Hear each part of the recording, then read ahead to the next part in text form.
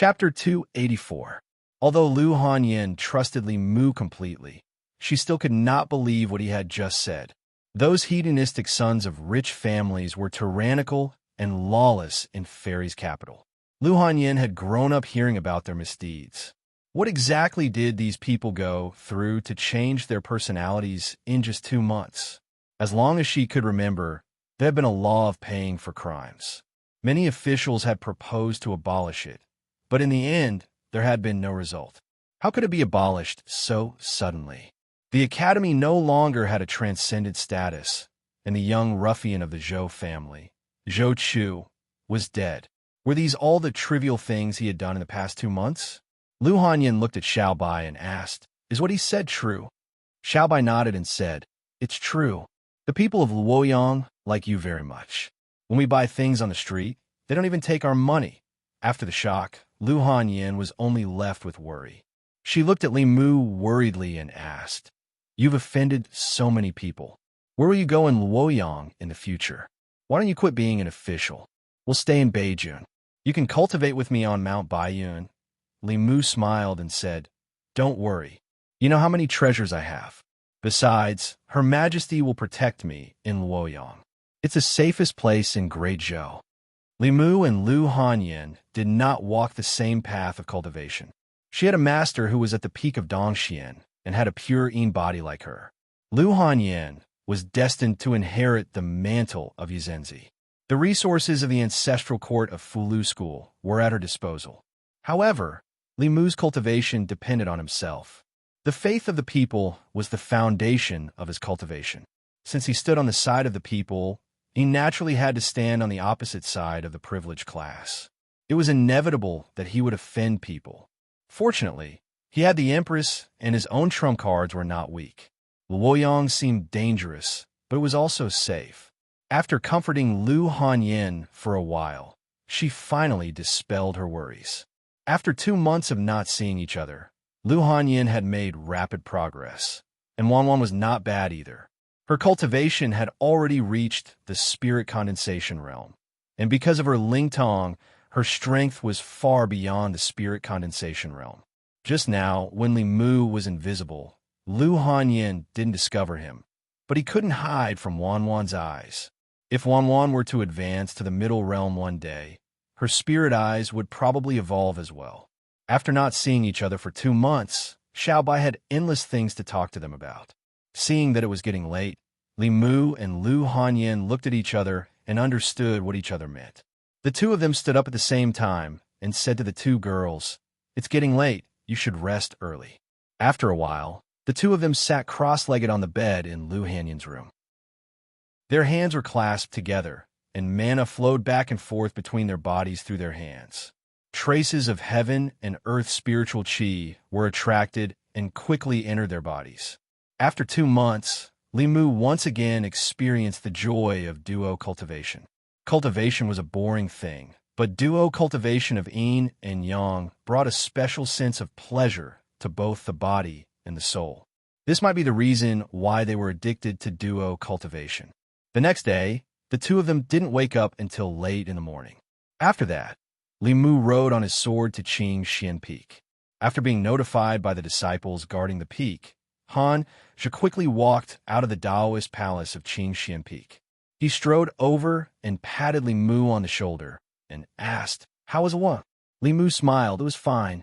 He looked around and didn't see the figure that often followed behind Han Zhe. He asked, "Where's junior sister Qin?" Speaking of junior sister Qin, Han Zhe looked helpless and said, "She didn't cultivate properly and always followed behind me. I asked her to go into seclusion. She's not allowed to come out until she reaches spirit concentration." As he spoke, he suddenly looked at Li Mu with a strange look and found that he couldn't see through him at all. The last time they met, the 2 of them were spirit concentration. Now, in Han Zhe's eyes, Li Mu was just like an ordinary person.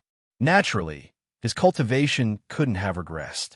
The only explanation was that Li Mu's cultivation had far surpassed his. Han Zhe probed, "You have divine power?" Li Mu didn't deny it and nodded slightly. Han Zhe was stunned for a long time before he gritted his teeth and said, "Freak, I thought junior sister Li was fast enough. I didn't expect you to be even faster. Li Mu was silent for a moment. His lips moved, but before he spoke, Hanja said, I know what you want to ask. Junior sister Li isn't here. I kept an eye out for you. She hasn't returned to the sect in the past 2 months. If you really want to see her, maybe you can come back in 4 months.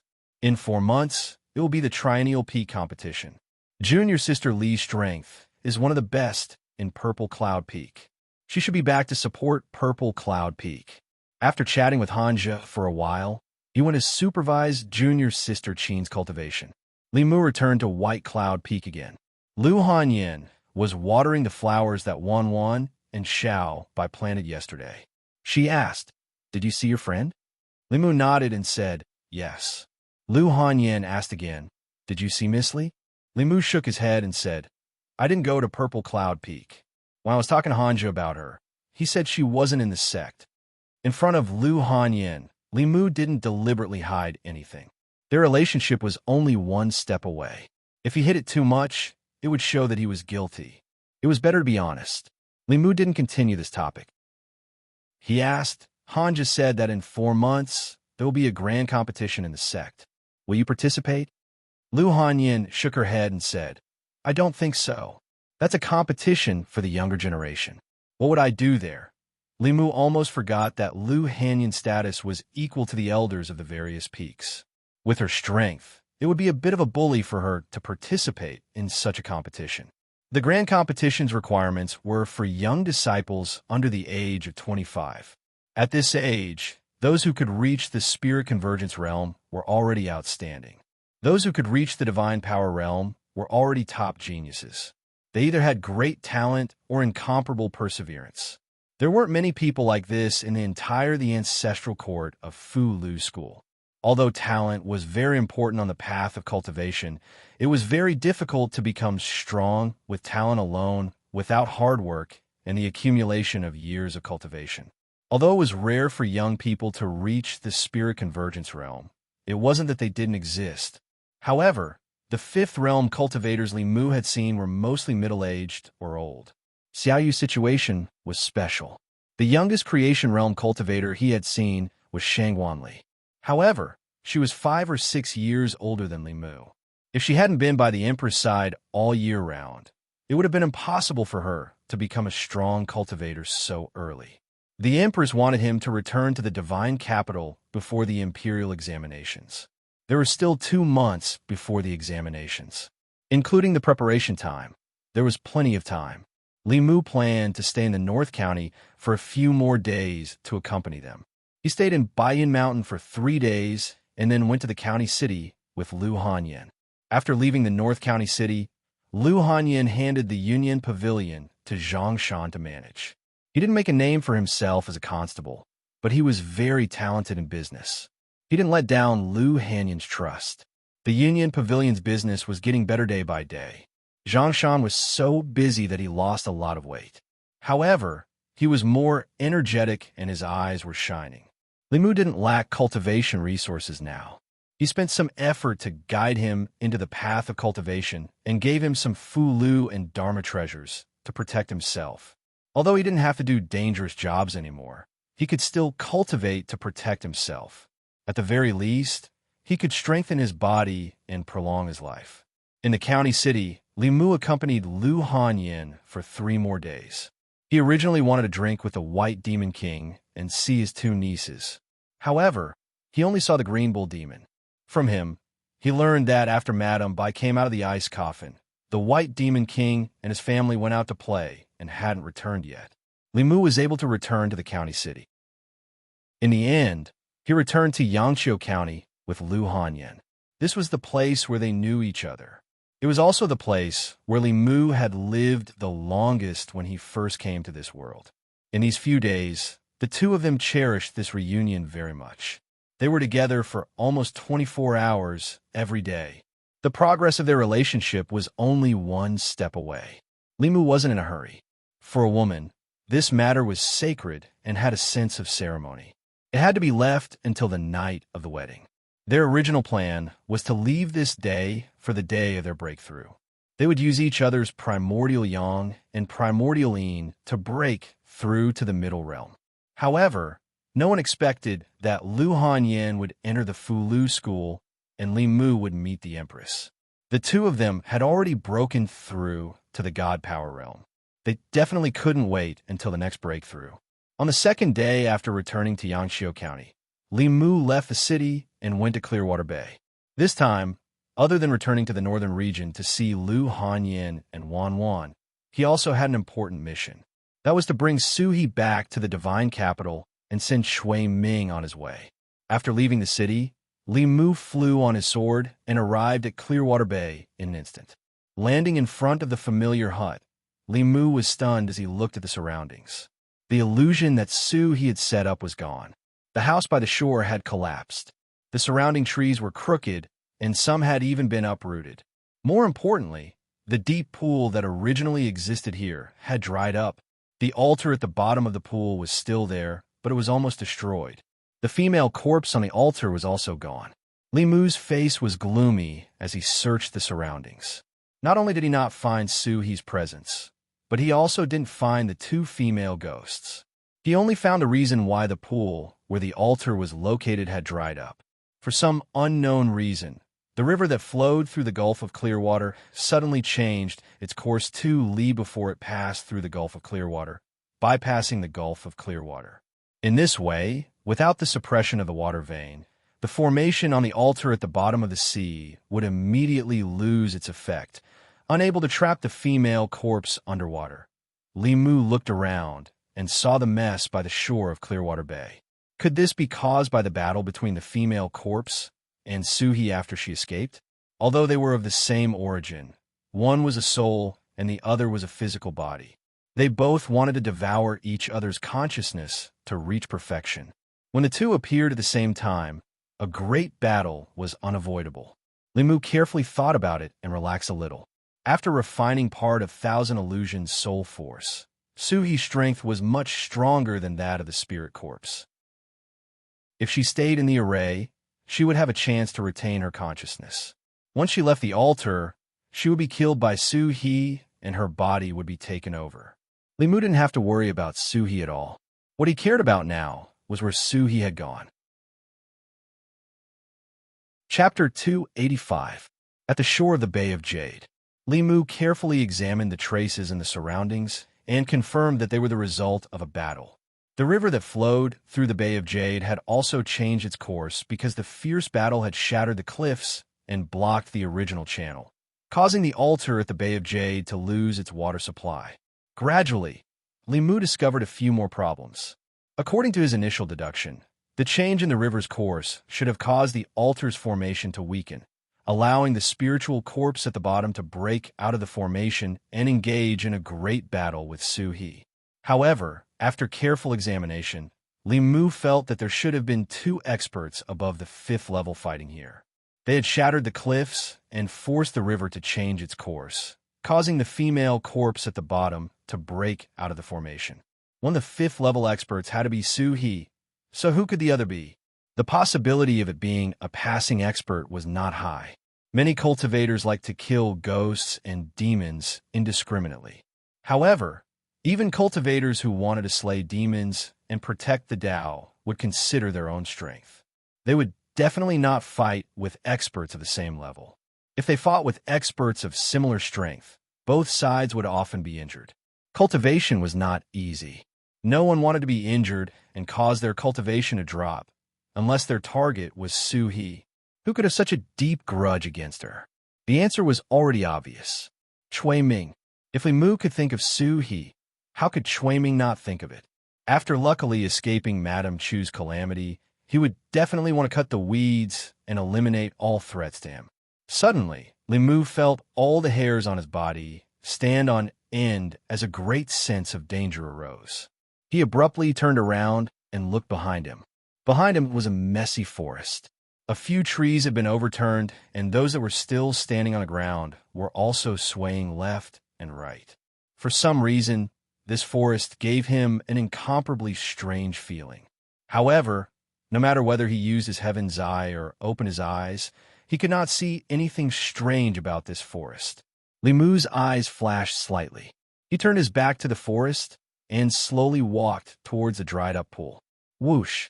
The sound of wind breaking came from behind him. A branch from a poplar tree closest to Li Mu suddenly shot out and stabbed at Li Mu's back. The speed of the branch was unbelievably fast. Li Mu subconsciously dodged and avoided it, but his arm was still stabbed. After the branch pierced Li Mu's arm, it directly collapsed. However, there was no wound on Li Mu's arm, nor was there any blood. Bang! On the other hand, a strange sound suddenly came from the trunk of the poplar tree. Wood chips flew everywhere, and a large hole appeared on the trunk. The wholeness formula was a substitution technique. After Li Mu advanced to a divine ability, he could already master it. This technique could divert a portion of fatal damage. For such an attack, it could divert all of it. After the first attack failed, more branches madly grew out of the poplar tree and attacked Li Mu at lightning speed. Li Mu unsheathed Bai and faced the attacking branches. There was a sound similar to metal clashing. Bai slashed at the branches, but only left a shallow mark. He did not expect the branches to be so tough. They were not inferior to magic items. Li Mu had never seen such a divine ability. A green light flashed in his hand, and Bai disappeared. The Qingxian sword was in his hand. Li Mu raised his sword and slashed at the branches. This time, the branches attacking him were easily chopped off like tofu. Soon, only the bare trunk of the poplar tree was left. In the next moment, Li Mu suddenly felt his legs tighten. He looked down and realized that his legs were entangled by two vines that extended from the ground. He waved the Qingxian sword, and two green lights flashed. Two thick vines were cut off by the Qingxian sword. Li Mu held the Qingxian sword in his hand and looked around. He realized that in a short period of time, he was surrounded by the shadows of trees. The trees in the forest surrounded him in layers. They were constantly changing their positions, implying some kind of formation. If they were allowed to form a formation, it would be very difficult for him to break the formation. Moreover, the person behind the scenes had not shown himself yet. Li Mu did not think too much. He took out a fulu and threw it into the air. Rumble. In the sky, the sound of thunder was loud. A huge purple thunder net came down from the sky. When the trees around Li Mu came into contact with the purple lightning net, they immediately turned into black ashes. Only a thick willow tree remained standing in its original place. A human face appeared on the willow tree. It was the face of an old man. He was staring at Li Mu with a horrified look. Green liquid flowed out from the corner of his mouth. This cultivator in the magical state, the strength of his Dharma treasure, the strength of his Fulu, and the strangeness of his supernatural powers were completely beyond his imagination. He, who was seriously injured, wanted to take the opportunity to sneak attack this human cultivator and devour his essence, blood, and soul to recover from his injuries. He did not expect to be at a disadvantage in such a short period of time. Not only did his injuries not recover, they even worsened. Everything in this trip to the North region was beyond his expectations. First, he found out that the soul of the woman that the prince consort asked him to find was still there. Moreover, she had already become a fifth realm ghost cultivator. Even though she had just entered the fifth realm, he suffered a lot. In the end, just as he was about to use his powerful spiritual power to heavily injure the female ghost and kill her, something happened. Their battle destroyed a cliff, and the collapsed cliff caused the river to stop flowing. After that, a female corpse flew out of the pool. That female corpse looked exactly the same as the female ghost. Although she was only at the peak of the fourth realm, she was only one step away from the fifth realm. After the female corpse appeared, she first attacked the female ghost. He wanted to sit back and enjoy the fruits of her labor. He did not expect that the two would team up to deal with him. Although he was strong, he could not take on the combined forces of the corpse and ghost. After heavily injuring them, they escaped. He could not chase after them, so he could only stay here and recover. Today, he finally saw a human cultivator and wanted to devour him to recover. He did not expect this person's strength to be beyond his imagination. Instead, it brought him trouble. Fifth realm, tree demon. Li Mu's face was gloomy. He looked at the face on the willow tree and said, "Chui Ming sent you. Where is Su He?" This person pointed out Prince Consort Shui. The old man's expression changed, and he immediately understood. Prince Consort Shui's guess was right. Someone wanted to use the female ghost to cause trouble.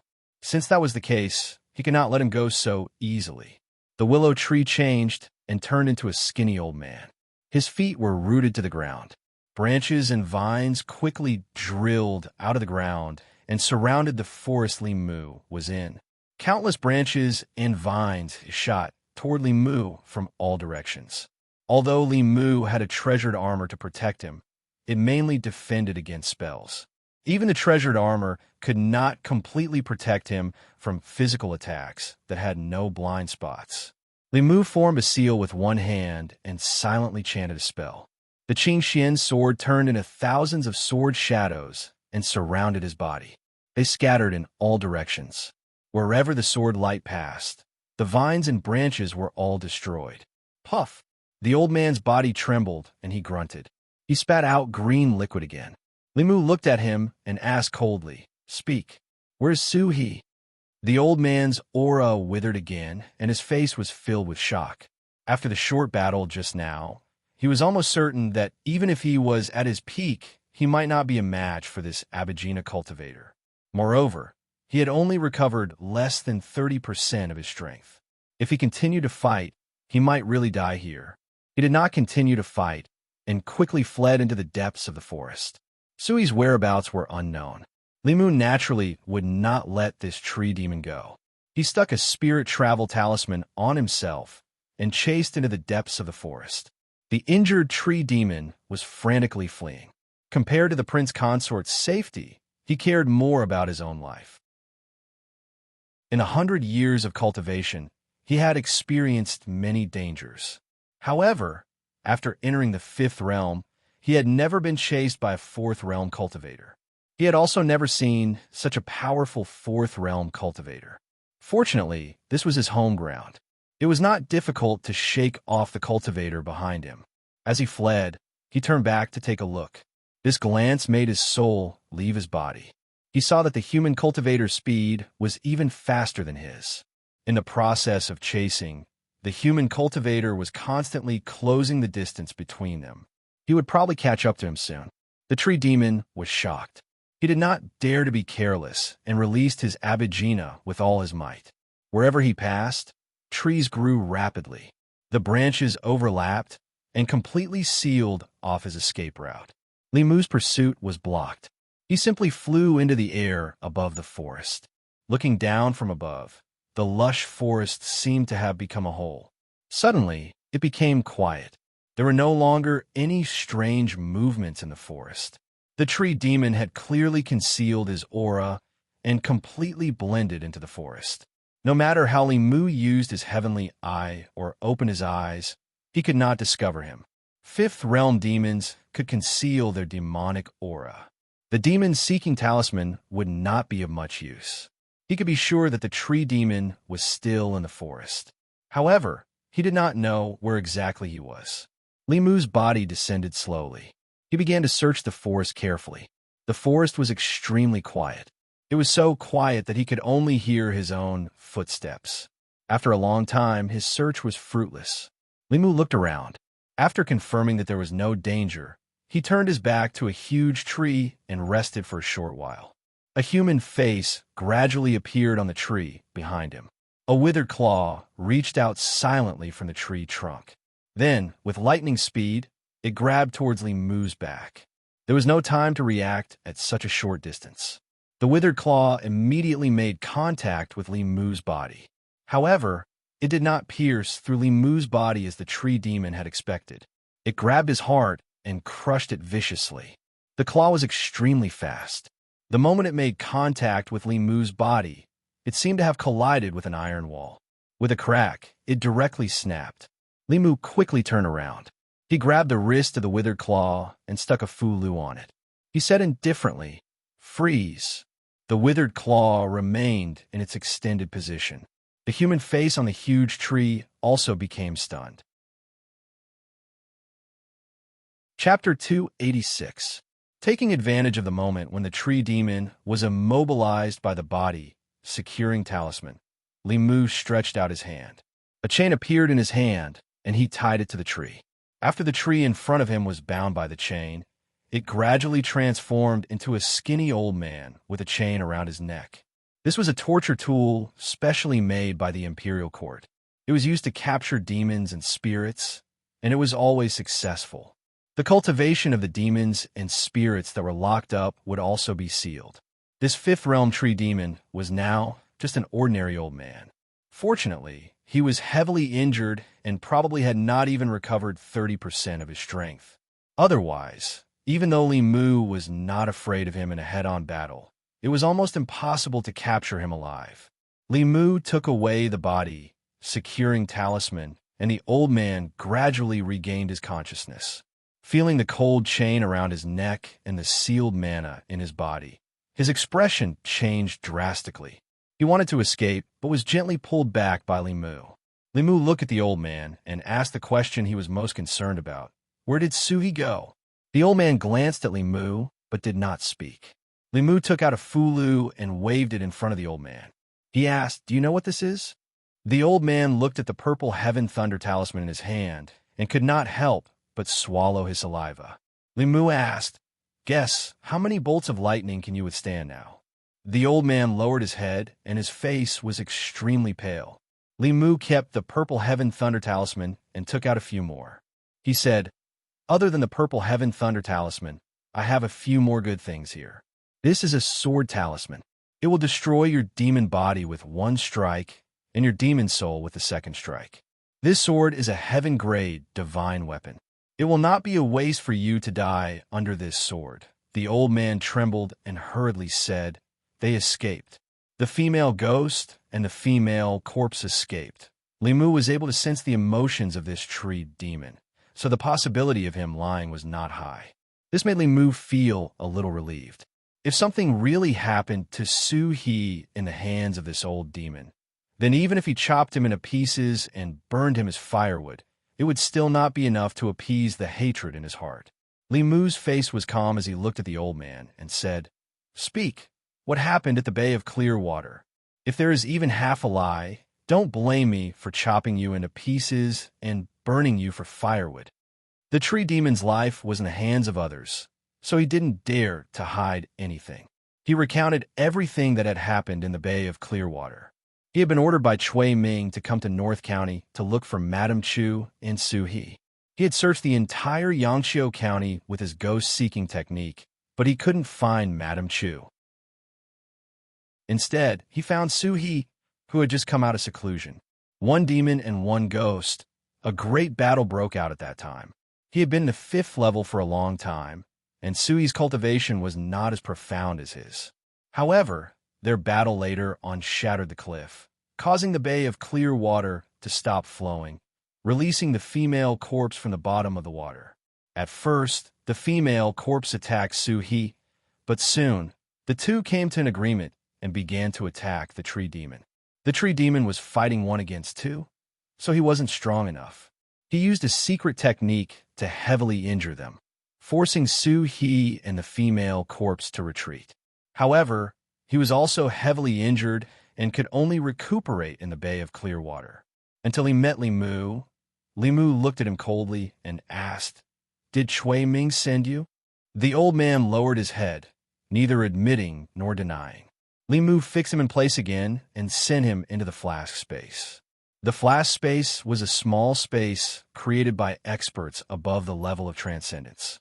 It was attached to the real world and could be used to store things and hide people. In ancient times, some almighty experts would even create a spacious space for themselves to live in. Li Mu's ring had a very small space, equivalent to a small house, but it was enough to store the tree demon. The most important thing now was to find Su He. Although the tree demon was here and Su He was no longer needed to provide a witness, she was injured by the tree demon and the female corpse was spying on her. Li Mu was still worried about her safety. However, the north region was so big and there were no clues. Where should he go to find her? After thinking for a while, he decided to go to the county office and ask. If there was no news from the county office, then he would go to the county office. With a heavy heart, Li Mu walked out of the Bay of Clearwater. At a certain moment, He sensed something and looked to the side. In the next moment, he flew into a dense forest on the left. Save me. In the forest, a girl was carrying a bamboo basket with some freshly picked mushrooms. At this moment, the girl was being forced into a corner by several gray wolves. Her face was filled with panic. A gray wolf grinned, revealing its white teeth, and pounced at the girl. The bamboo basket in the girl's hand fell. She curled up into a ball and closed her eyes in despair. However, after waiting for a long time, nothing terrible happened to her. She carefully opened her eyes and saw a figure standing in front of her. The gray wolves were lying motionless on the ground. They were clearly dead. Seeing this scene, the girl was stunned for a moment. She quickly got up from the ground and said, "Thank you for saving my life, young master. It was just a few wild wolves. Limu could kill them with a wave of his hand." He bent down and helped the girl pick up the mushrooms on the ground. He put them into the basket and handed it back to her. "Are you okay?" The girl shook her head and said, "I'm fine." She took a step forward and was about to take the basket when her foot suddenly twisted and she almost fell. Limu quickly reached out to support her. When he approached the girl, he smelled a faint fragrance on her body. He could not help but sniff a few more times. The girl noticed Limu's actions and blushed. Limu coughed and asked, "Are you injured?" The girl looked down and a trace of pain appeared on her face. "I think I twisted my ankle." Limu thought for a moment and said, "I'm a cultivator. If you don't mind, I can treat you." The girl said, "My life was saved by young master. How would I dare to mind? I'll leave my injury to young master. I'm sorry for offending you." Limu bent down. His hand glowed with golden light as he gently held the girl's slender ankle. A strange numbness came from her ankle, causing her to blush even more. Soon, Limu withdrew his hand, stood up and said, "Miss, you can try again." The girl nodded and tried to walk a few steps. She said in surprise, "It doesn't hurt anymore. Young master, you're amazing." Limu smiled and said, "This mountain is not safe. Where's your home? I'll send you back." The girl said, "My home is in the village at the foot of the mountain. I'll have to trouble young master." Limu smiled again and said, "It's no trouble. Let's go." The girl carried the basket and walked side by side with Limu. She curiously asked, "Young master, are you a cultivator? I heard that our northern county has a Fulu school. The cultivators, they're all very powerful. Are you a disciple of the Fulu school?" Limu shook his head and said, "I'm only a mountain cultivator. I don't have the qualifications to be a disciple of the Fulu school." The girl smiled and said, "Young master, you're too humble. You're so skilled to be able to kill those hungry wolves so easily and heal my injuries. Young master, you must not be an ordinary cultivator." Limu waved his hand and said, "Just a few hungry wolves. If young master is willing, you can easily get rid of them." The girl was stunned and shook her head. "Young master, you're joking. I don't even have the strength to truss up a chicken. If I'm not as powerful as young master, how can I deal with those hungry wolves?" Limu looked at her and smiled. "What's so powerful about dealing with a few hungry wolves? I can't compare to young master who can steal the sky and fake the sun." The girl looked at Limu and was slightly stunned. She said in shock, "Young master, what are you talking about?" Limu said coldly, "You vixen, how long are you going to pretend for?" The woman stared straight at Limu.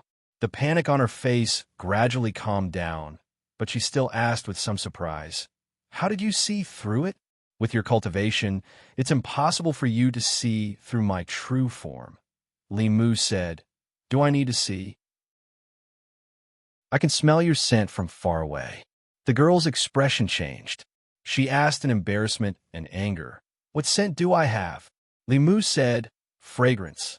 The girl's fragrance was one that Limu had never smelled before. It was not the fragrance of flowers or herbs. It was a unique body fragrance. When he was in the divine capital, Limu smelled this body fragrance every night when he fell asleep. How could he not know that she was from the heavenly fox clan like Xiaobai?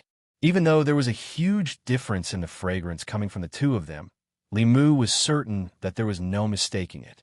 The girl's expression softened. She looked around and said, I don't believe that you can guess that there's something wrong with me just by the fragrance. Li Mu pointed at the colorful mushrooms in her bamboo basket and said, if you want to pretend to be a little girl picking mushrooms, please be more professional. Who would go to the mountains to pick poisonous mushrooms? Chapter 287. After being exposed by Li Mu, that woman simply did not continue acting anymore. She threw away the bamboo basket, curled her lips, and said, what kind of lousy forest is this? Even the mushrooms here are poisonous. Li Mu's expression had completely darkened. He kept a distance from the fox demon and asked sternly, how dare you, demon? You pretended to be a human woman and lured me here. What do you want? Li Mu could not see through the fox demon's cultivation. The demon aura emitted from her body was very strong. She was at least in the five-tailed realm. Seducing men and absorbing yang qi were common tricks used by the three-tailed fox spirit. The five-tailed fox spirit was already comparable to a human fifth-realm cultivator. The effects of human yang qi, blood, and soul on their cultivation were negligible. The woman smiled seductively and said, someone asked me to kill you. Look at your handsome face and soft skin. I can't bear to do it. How about this? If you join the Maison sect, I won't kill you. I can also report back. Hearing the name Maison sect, Li Mu's expression changed slightly. Like the corpse sect of the Thousand Illusions Venerable and the soul sect of the Nether Ghost Saint, the Maison sect was also one of the 10 sects of the demonic path. It was said that the people of the Maison sect were all handsome men and beautiful women. They were all good at seduction. It was an important organization used by the demonic path to collect and inquire about information. Li Mu's enemies were all in Fairy's capital, who in Fairy's capital was colluding with the demonic path to be able to hire the assassins of the Maison sect. Cui Ming, Zhou Ting, the assistant minister of the Ministry of Personnel, the minister of the Ministry of Revenue, Li Mu counted and found that he had offended too many people. There was no way to determine who was the mastermind unless he asked the fox in front of him. Then he looked at the woman in front of him and asked, who asked you to kill me? The woman shook her head gently and said regretfully, I can't tell you this unless you go back with me. Li Mu said, then let's see if you have the ability. The woman smiled charmingly and said, then I'll let you see my abilities. As she smiled, Li Mu's mind wavered. However, he had been tested by Xiao Bai for a long time and quickly regained his composure. After silently reciting the clear heart mantra, the fox demon seduction technique was completely useless against him. Her charm failed, and the woman said in surprise, no wonder you're so bold. You do have some skills. 2 short swords appeared in her hands. She smiled and said, since you're not willing, then I'll beat you until you're willing. As soon as she finished speaking, her figure disappeared before Li Mu's eyes. He immediately used the fighting word incantation, and his body instinctively lifted his sword to block. He fought with the fox demon, who wielded a short sword. The 2 short swords in her hands were obviously not ordinary weapons. They were able to clash head-on with the Qing Xian sword without any damage. Not only that, but her close combat ability was also very outstanding. Her movements were nimble and extremely fast. If it wasn't for the battle character art, Li Mu would definitely not be her match in close combat. Li Mu was shocked, but the fox demon was even more shocked. Although her attacks were swift and fierce, Li Mu's defense was equally shocking. No matter which direction she attacked from, he could easily block it. It gave her a feeling that he was airtight and flawless. Not only that, he was only a transcendent realm cultivator, but the dermic power in his body seemed to be inexhaustible. After activating a heaven-class dermic artifact for such a long time, his dermic power did not seem to be depleted at all. It was very strange. Although Li Mu would not be at a disadvantage in close combat with the fox demon, it would be difficult for him to gain the upper hand. Therefore, he took the initiative to retreat and threw out a few Fulu. The purple heaven thunder talisman and sword talisman came out together. The fox demon made a hand seal, and a dermic power shield appeared around her body. Neither the purple heaven thunder talisman nor the sword talisman could break through her defense. Li Mu used the 1,000 sword shadows again, but she still managed to block it. Although he had entered the transcendent realm, Li Mu's dermic power was still not comparable to a 5th realm cultivator. Even if he used all his strength, he could only fight to a draw with a 5th realm cultivator. For a 4th realm cultivator, this was already an unbelievable battle power. But no matter what, he still could not defeat the fox demon in front of him.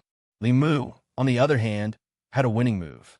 He still had a heaven-grade talisman that could summon a golden armored soldier that could easily suppress this demon. However, that talisman could only be used once. Using it on her was tantamount to using a cannon to kill a mosquito or using a sledgehammer to kill a chicken. He had wasted a life-saving trump card in vain.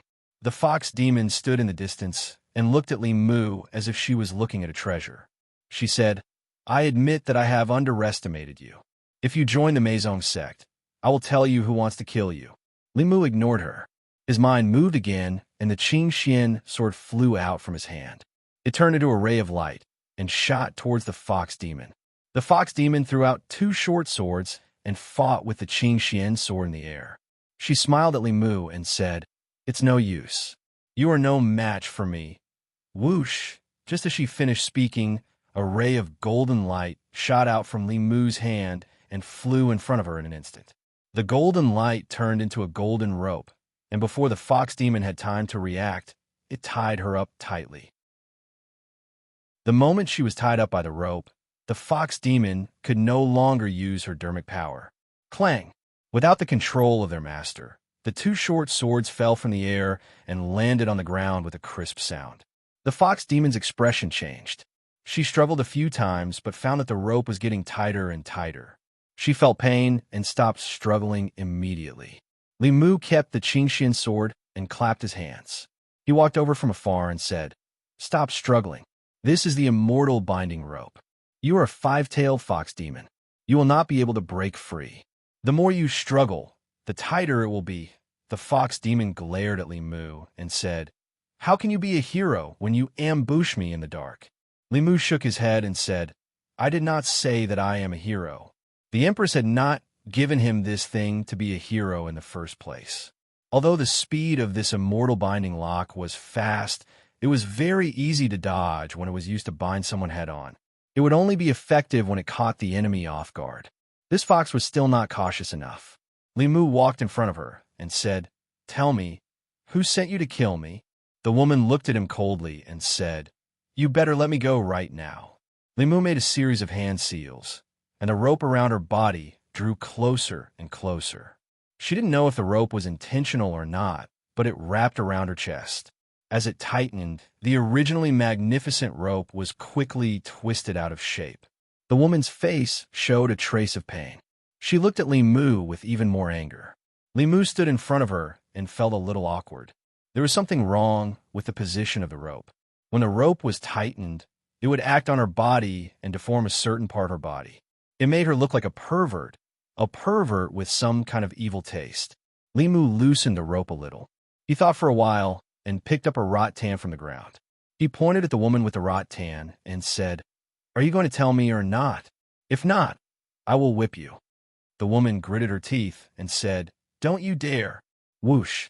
Li Mu used the rattan as a whip and whipped her. He said expressionlessly, "Tell me."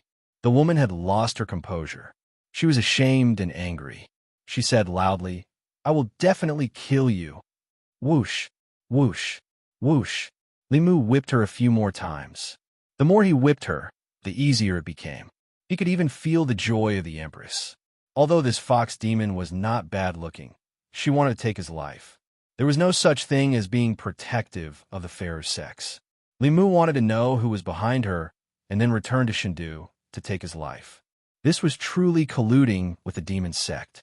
In the Great Zhou, it was a serious crime that could lead to the extermination of an entire family. The woman's face was full of shame and anger. The rattan was imbued with mana. When it hit her body, it hurt. However, the pain on her body was not worth mentioning compared to the humiliation in her heart. She stared fixedly at Li Mu. Her originally clear and bright eyes seemed to be filled with flames of fury. There's no use looking at me like that. Li Mu said, "Tell me who ordered you. As long as you are obedient, you will suffer less physical pain." The woman took a deep breath. The anger in her eyes was gradually extinguished. She said calmly, "My name is Phantom Princess. Remember my name. I will return today's humiliation 100-fold." With that, she grabbed a piece of jade hanging from her waist and crushed it. In the next moment, her figure disappeared before Li Mu's eyes. The immortal binding lock lost its target and shrunk rapidly. Finally, it shrunk into a ball and fell to the ground. A spatial Dharma treasure. Li Mu was shocked to see the fox demon escape before his eyes. He did not expect the fox demon to have such a Dharma treasure. Just like the flask Dharma treasure, this spatial Dharma treasure had the ability to teleport. It could only be made by a 7th realm cultivator. It could teleport someone thousands of miles away. Li Mu searched the surroundings for a long time, but could not find the fox demon's aura. In the end, he could only walk back. He picked up the 2 short swords that she did not have time to retrieve and put them into his ring. Then, he flew in the direction of the county. Chapter 288. Jiujiang County, 100,000 Mountains. In a hidden palace in the mountain, after a spatial ripple, Phantom Princess's figure appeared out of thin air. A few figures sitting cross-legged in the palace slowly opened their eyes. A stooped old man asked, "Who actually forced you to use a teleportation talisman?" Lord, Heavenly Lord, also refined one of this talisman. Could it be that you encountered a 6th realm cultivator? A despicable human cultivator. Phantom Princess's beautiful face was filled with anger. How dare he do this to me? The next time I meet him, I'll make him wish he was dead. She did not say that the person who had forced her to use her life-saving trump card was just a minor cultivator in the transcendent realm. She had lost to a realm 4 cultivator and even lost her weapon. This was an extremely embarrassing matter. Even now, she still didn't understand how a 4th realm cultivator with magical powers could have so many strange magical powers, magical weapons that were impossible to defend against, and high-level talismans that he didn't feel the slightest bit of heartache when he threw them away. She walked out of the palace, and the people outside bowed. "Greetings, Lord Phantom Princess." Phantom Princess's face darkened. "Tell Chui Ming that the mission failed. Tell him to pray for himself." North County. When Li Mu walked into Yangqiu County, he still could not figure out who had asked the Devil's Doctrine to hunt him down from afar. Chui Ming and Zhou Ting were the most likely culprits. After all, he killed Zhou Ting's son and caused Chui Ming to lose his position. He also caused him to be searched. The purpose of returning to North County was to send him on his way as soon as possible. Unfortunately, the fox demon got away. If it wasn't her chest that was tied up, but her hand, this wouldn't have happened. It was this indecent talisman that was to blame. But then again, that fox demon's teleportation talisman was really heaven-defying. As long as he crushed it when he was in danger, he could immediately escape. It was more effective than any offensive or defensive talisman. When he returned to the fairy's capital this time, he had to ask His Majesty indirectly if he could get one for himself. What made him helpless was that he already had a lot of enemies. Now, there was another level 5 fox demon. The heavenly fox race was very stubborn about revenge. For a gentleman, 10 years wasn't too late. For a fox, 100 years wasn't too long. Not only were they vengeful, but they were also very patient. In order to take revenge, they could suffer hardships that ordinary people could not. They could endure pain that ordinary people could not endure. Often, fox demons would go undercover by their enemy's side in order to take revenge.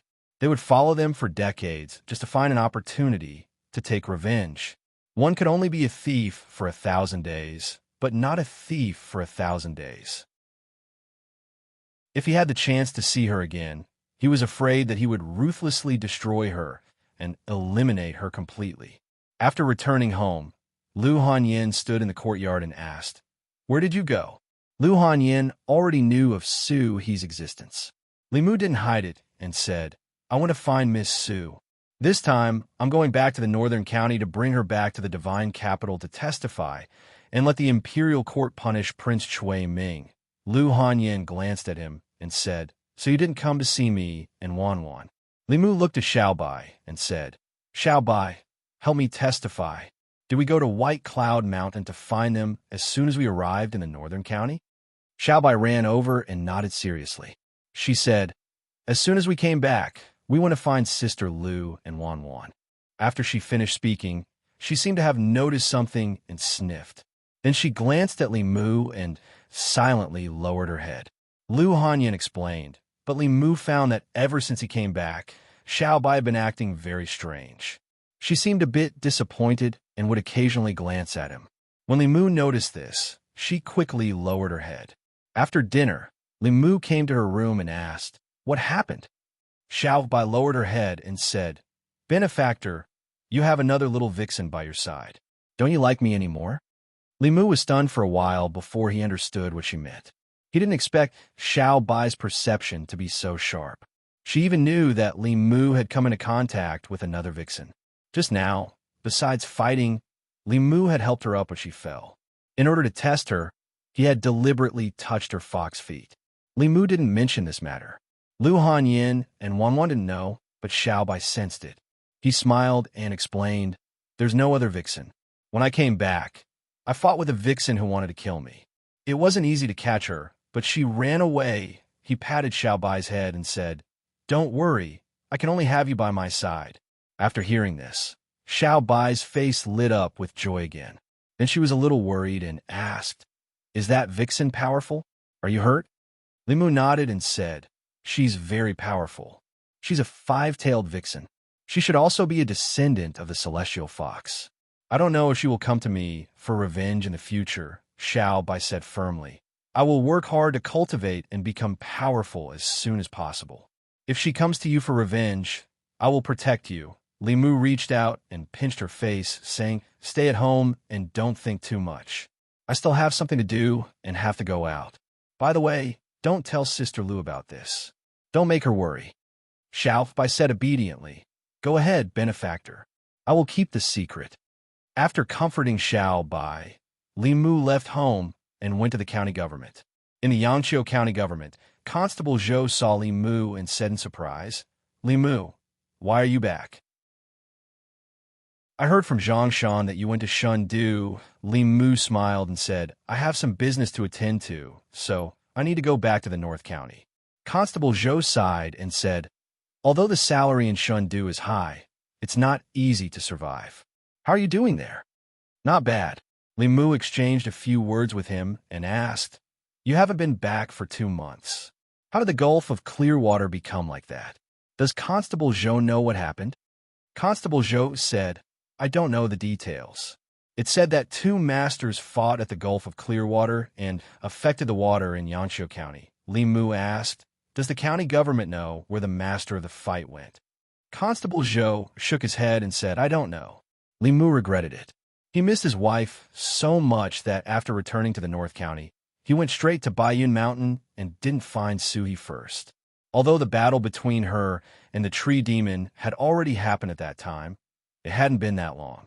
Perhaps he could still follow some traces and find her. However, it had been quite a few days since the battle, and there were no traces of her at all. There was no way to find her. Since he didn't get any useful information from the county government, Li Mu used a high-level teleport talisman and went to the county government as fast as he could. In the past, it took him more than half a day to go from Yangqiu County to the county government. Now that his cultivation had increased, it took him less than an hour with the help of the high-level teleport talisman. After Commandery Officer Shun's cultivation increased, he left the North County. Li Mu wasn't familiar with the new Commandery Officer, so he went to find Constable Zhao directly. 2 days ago, Li Mu had just treated them to a meal in the county capital. Constable Zhao saw him and said with a smile, "We'll be going to the county government soon. Do you want to drink tonight?" "Not today." Li Mu shook his head and said, "I came to find you this time because there's an important matter." Hearing Li Mu's words, Constable Zhao's expression became more serious, and he said, "What is it? Tell me." Li Mu said, "There was a battle between 2 masters in Yangqiu County, and it affected the water." "Constable Zhao, do you know?" Constable Zhao nodded and said, "I know. I personally handled this matter. From the traces at the scene, it was at least a battle between two Fifth Realm cultivators. Moreover, it was very likely that they were a ghost and a demon. Fortunately, the place where they fought was desolate and uninhabited. No one was injured. Li Mu asked, "Does the county government know where the ghost cultivator went?" Constable Zhao shook his head and said, "I don't know about that." Li Mu looked disappointed. At this moment, Constable Zhao continued, "However, a strange thing happened in Yu County these 2 days. Could it be related to this?" Li Mu immediately asked, "What strange thing?" Constable Zhao said, 2 days ago, a thick fog rose from the mountainside of a mountain in Yu County. When the people entered the fog, they couldn't see their fingers in front of them. No matter how they walked, they would eventually come out of the fog. The initial suspicion was that a ghost was causing trouble, but the ghost didn't hurt anyone. The local government investigated, and the county government's cultivators couldn't enter the fog. Yu County just reported it, and the county government hasn't had time to deal with it yet. Li Mu couldn't let go of anything that could be related to Suhi. He thought for a moment and said, "Which mountain in Yu County? I'll go take a look." Chapter 289. North Region. Yu County. A nameless mountain. This mountain had no name since ancient times. The people in the villages at the foot of the mountain made a living by gathering firewood and hunting. 3 days ago, in one night, a thick fog suddenly appeared on the mountainside. The fog was a vast expanse of white. After walking into the fog, it was difficult to see anything. It was so dark that one couldn't even see their fingers if they stretched out their hand. Not too long after the commoners walked into the fog, they would walk out of it again. It was as if they were walking around in circles. The cultivators from a county yamen who entered the fog also met the same fate as the commoners. Clearly, there was a formation set up in the fog that prevented outsiders from entering. Typically speaking, such a situation would only occur when the mountain was occupied by an expert. It was fortunate that the expert in the fog only occupied the mountain and didn't harm the commoners. The officials of Yu County didn't dare to disturb the person in the fog, so they could only report the situation to the county yamen and wait for the county yamen to deal with it. This mountain concerned the livelihood of the commoners at the foot of the mountain. The several hundred commoners at the foot of the mountain were also concerned about the situation in the fog. For the past 3 days, the fog had remained calm. However, an hour ago, it suddenly began to fluctuate intensely. It was unknown what terrifying thing had happened inside, but left the commoners feeling uneasy. Halfway up the mountain within the fog, more than 10 black silhouettes were using all kinds of demonic arts and artifacts to attack a formation. There were 2 women in the formation. Even though they were dressed differently, their appearances and figures were identical, as if they were twin sisters. No matter how one looked at them, one wouldn't be able to tell the difference between them. The only difference between the 2 was their temperament. One of them had a pale face, but there was gentleness in her eyes. On the other hand, the other had a frosty expression on her face, and there wasn't the slightest hint of life in her. The gentle-looking woman seemed to be severely injured. Her body seemed to be in a state between illusory and corporeal, as if she would dissipate at any moment. The other white-robed woman had a frosty expression on her face, and her aura was weak as well. It was clear that she was severely injured. The dozen or so black figures were clearly ghosts, and they were using all kinds of methods to attack the formation. Under their attacks, the formation was on the verge of collapse, and it was not far from being broken. I didn't think that we would have such a harvest this time around. Even though we didn't manage to find out the cause of Prince Chu Jiang of Gojoseon's death, we managed to find a severely injured spirit. This isn't a loss at all. If we can absorb her soul energy, we'll be able to take a step closer to the Spectre realm. There's also a flying stiff. If we capture it and sell it to the corpse sect, we'll definitely be able to exchange it for a lot of good stuff. When the time comes, we'll split it equally. The dozen or so ghosts communicated with each other, and the speed of their attacks increased. This formation, which was not very powerful, would soon be unable to hold on. Within the formation, Suhi's presence was already extremely weak. She looked at her other self and said, My soul is about to disperse. Before it completely disperses, devour me. Only then will you have a chance to escape from them. I'll leave the matter of avenging us to you." The female corpse glanced at her. There was no expression on her cold face. She looked at the dozen or so black shadows outside the formation.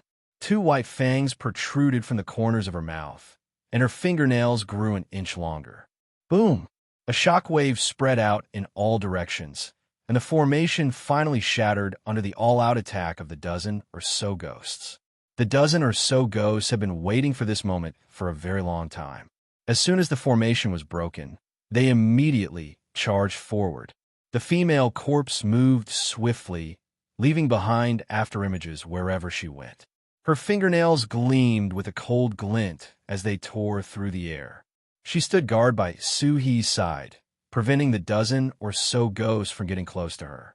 Upon seeing this, the leader of the group immediately said, "Capture the female corpse first." The other ghosts gave up on approaching Soo-hee and began to work together to attack her. The body of the flying corpse was as tough as a steel wall. The ghost weapons in their hands were unable to deal much damage to her body. However, if they were scratched by the female corpse's fingernails, their souls would be damaged. The dozen or so ghosts cooperated well and quickly turned their attacks into entrapments. The ghost weapons in their hands turned into ghost chains surrounded by black gas. These ghost chains seemed to have a life of their own as they wandered in the air and quickly bound the female corpse's hands and feet. Even though she was extremely strong, she could not fight against 10 ghosts alone and was immediately restrained. The leader of the ghosts used all his strength to restrain the female corpse and said to another ghost beside him, "Go and kill that ghost first. She's heavily injured and can't fight back. Extract her soul energy and then deal with this flying corpse." The fourth realm vile spirit obeyed the order and walked to Soo-hee's side with an excited look on his face. This was a fifth realm vile spirit.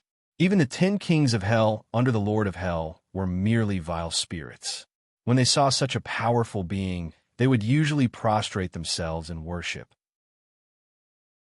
How would they dare to attack them, let alone kill one with their own hands? He let out a sinister laugh and raised the ghost fork in his hand, stabbing it viciously at Soo-hee. Boom! A purple thunderbolt exploded above his head. Wherever the thunderbolt passed, the white fog disappeared. When the thunderbolt landed on his head, he could not resist at all. His body dissipated and turned into pure soul energy. When the other ghosts saw this, they were horrified. However, before they could recover from their shock, purple thunderbolts also appeared above their heads. Most of these ghosts were third realm vile spirits. Only a few fourth realm vile spirits could resist the purple heavenly thunder, which could only be used by a fifth realm powerful being. They were directly wiped out without even having the slightest thought of resisting. Only the leader of the ghosts had something flickering in his body and withstood the thunderbolt. However, his aura was slightly weakened. When the lightning snakes danced wildly in the fog, he was already scared out of his wits. The purple heavenly thunder was a unique technique of the Deus Ex creation realm powerful beings. They were as powerful as their masters, the 10 kings of hell. He gave up on the female corpse and wanted to escape without hesitation. However, the moment he turned around, a green sword shadow pierced through his chest. His body froze on the spot and dissipated into black fog. The fog tumbled, and a figure walked out from the tumbling fog. The Qingxian sword flew back into his hand. After these ghosts were killed, the female corpse regained her mobility. She looked in the direction of the figure and raised her arms. Her body turned into an afterimage and reappeared midway. She remembered this person. She had seen him more than once when she was still trapped on the altar at the bottom of the water. Limu saw Soo-hee at first glance. Her body was extremely illusory and seemed like it would dissipate at any moment. Limu did not care about the female corpse. He appeared beside Soo-hee in an instant and helped her up. Soo-hee looked at him, and a smile appeared on her face. She said, "You're here." Limu hugged her and said, "Don't speak first." He silently recited the Heart Sutra, and his body emitted a dazzling golden light. The female corpse reached out to block the light and was forced to take a few steps back. This time, the golden light emitted from Li Mu's body did not merge into Suhi's body. Instead, it passed through her body. Li Mu's face darkened completely. He had encountered such a situation once before. A few months ago, he could only watch Xiao Bai's grandmother die in her arms. Suhi and Xiao Bai's grandmother were in the same situation. Their souls had suffered irreversible damage. Suhi looked at Li Mu and said regretfully, "I wanted to wait for you to come back and eat hot pot with you." Li Mu said, "There will be plenty of opportunities to eat hot pot in the future. Saving you is more important. I can't be saved." Suhi smiled at Li Mu and said, "Don't be sad. I should have died 20 years ago." It wasn't a loss. Li Mu glanced at her and said, "Don't speak. I'll save you first." With a thought, a jade bottle appeared in his hand. It was the origin pill that the Empress had bestowed upon him. As long as her soul had not completely dissipated, this origin pill could save her. Li Mu wanted her to take the pill, but he discovered that her soul power was rapidly draining away. Looking down, Suhi had already closed her eyes. He knew that things were not good. In this situation, she could not dissolve the medicinal power at all. The origin pill was a rare treasure. In order to avoid wasting it by mistake, it needed to be refined with magic power. With just a trace of magic power, the medicinal power could be stimulated. However, Suhi could no longer use any magic power. Li Mu did not have time to think. He made a prompt decision and placed the origin pill into his mouth. Then he bent down and kissed Suhi's lips. Li Mu used a trace of magic power to dissolve the pill and then transferred all of its medicinal power into Suhi's body. Time seemed to stop for a moment. Suhi's body emitted a strange aura. The soul power that she had just lost began to rapidly return to her body. Not only that, but the remaining soul power of the ghost that Li Mu had killed was also absorbed into her body. Suhi still did not wake up. This was because her injuries were too severe. Her soul had almost dissipated.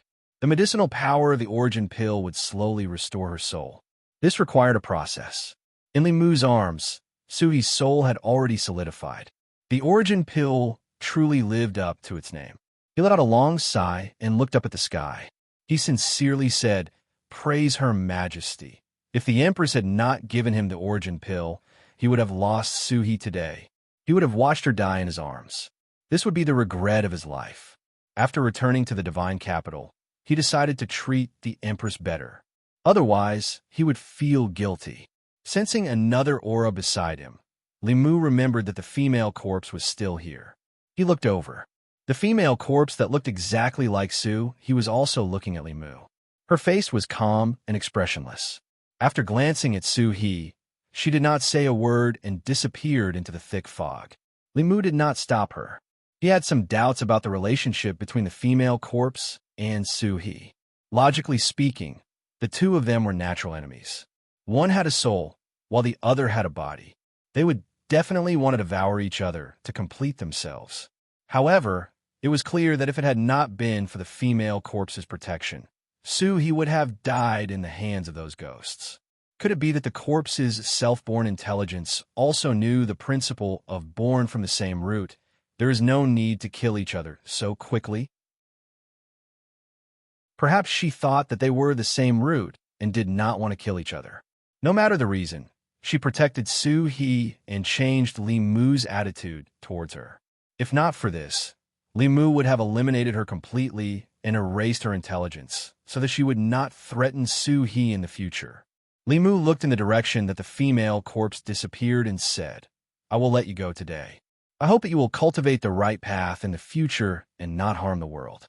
Otherwise, I will kill you personally." Low-level zombies relied on their instincts to cultivate by sucking people's blood.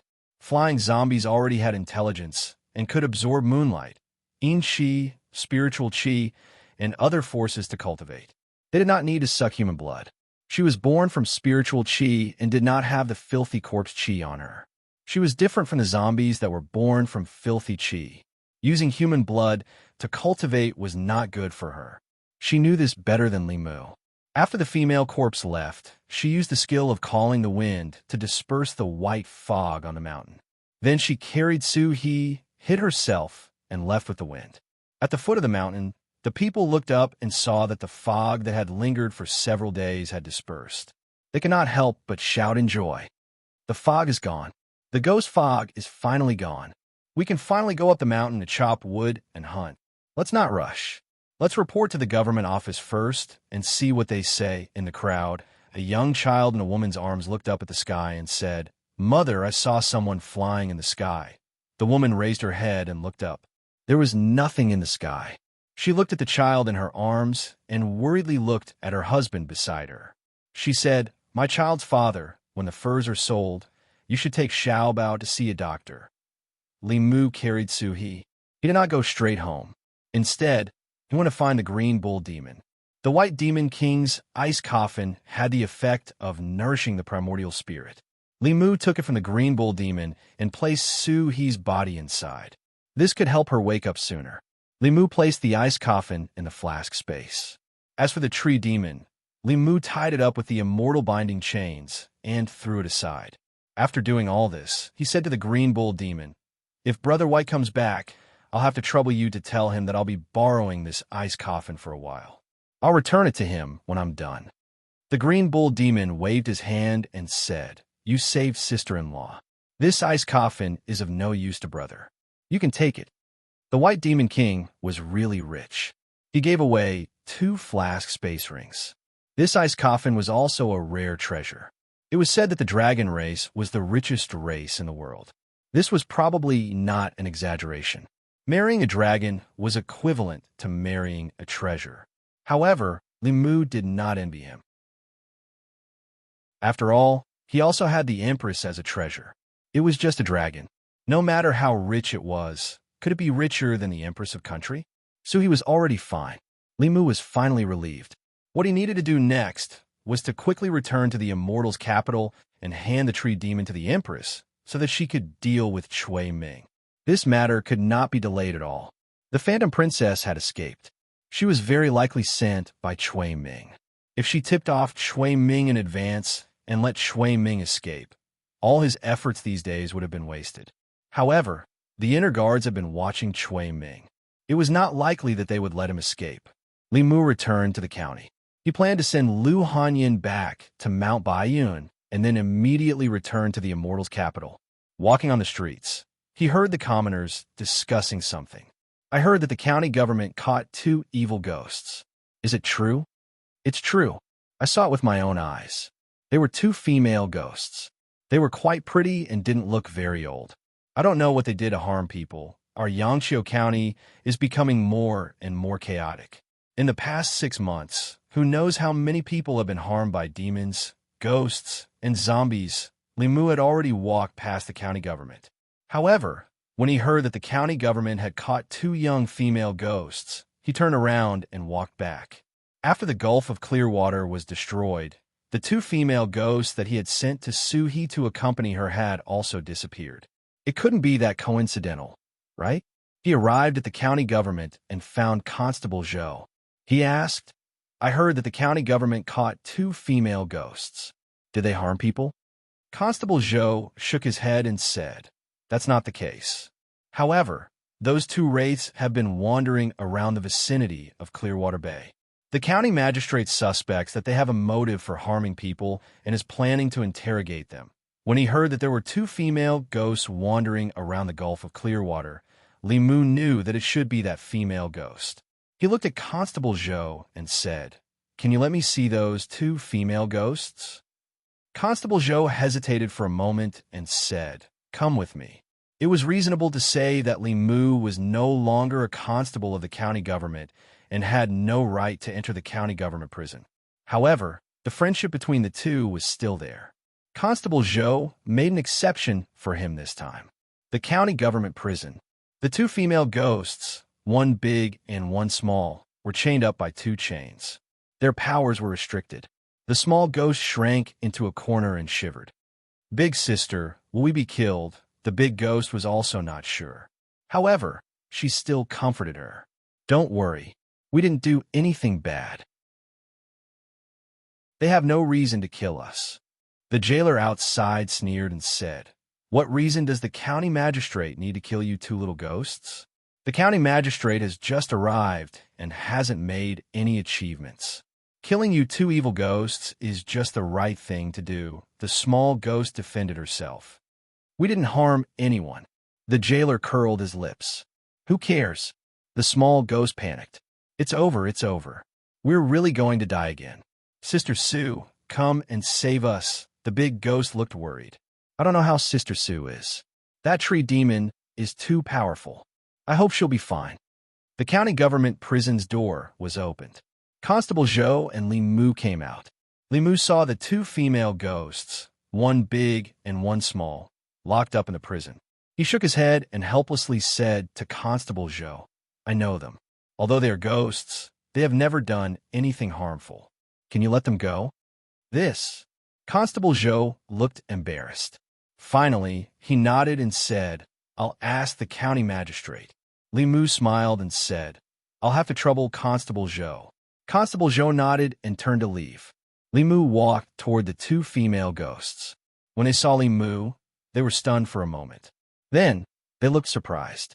The small ghost grabbed the prison's bars and said excitedly, "Young master, are you here to save us?" The big ghost said worriedly, "Young master, Sister Sue is in danger. There's a tree demon." Li Mu smiled and said, "Don't worry. I've already seen her. She'll be fine." In the prison, the two female ghosts were finally relieved. In the county government's courtyard, Constable Zhou was in a dilemma. After Magistrate Zhang left, the new county magistrate of Yangqiu arrived a few days ago. This magistrate came from Luoyang. When he came to the county government, he brought a few confidants with him. As an old arrestor, he was left out. Recently, there was a tendency for him to be replaced. He really couldn't say anything in front of this county magistrate. However, Li Mu was his friend, so he couldn't refuse Li Mu. He hesitated for a while, but still walked to the back of the court. He knocked on the door of the back hall and stood outside. He said, "Sir, I have something important to report." After a long time, a faint voice came from the hall. "Come in." Constable Zhou walked in. An official sitting on a chair asked, "What's the important thing?" Constable Zhou immediately said, "Sir, the two female ghosts caught by the county government today didn't harm anyone. Is it better to let them go?" The official looked up at him and asked, "Constable Zhou, are you instructing me?" Constable Zhou immediately said, "I don't dare." The official snorted coldly and said, "Those two female ghosts didn't harm anyone today.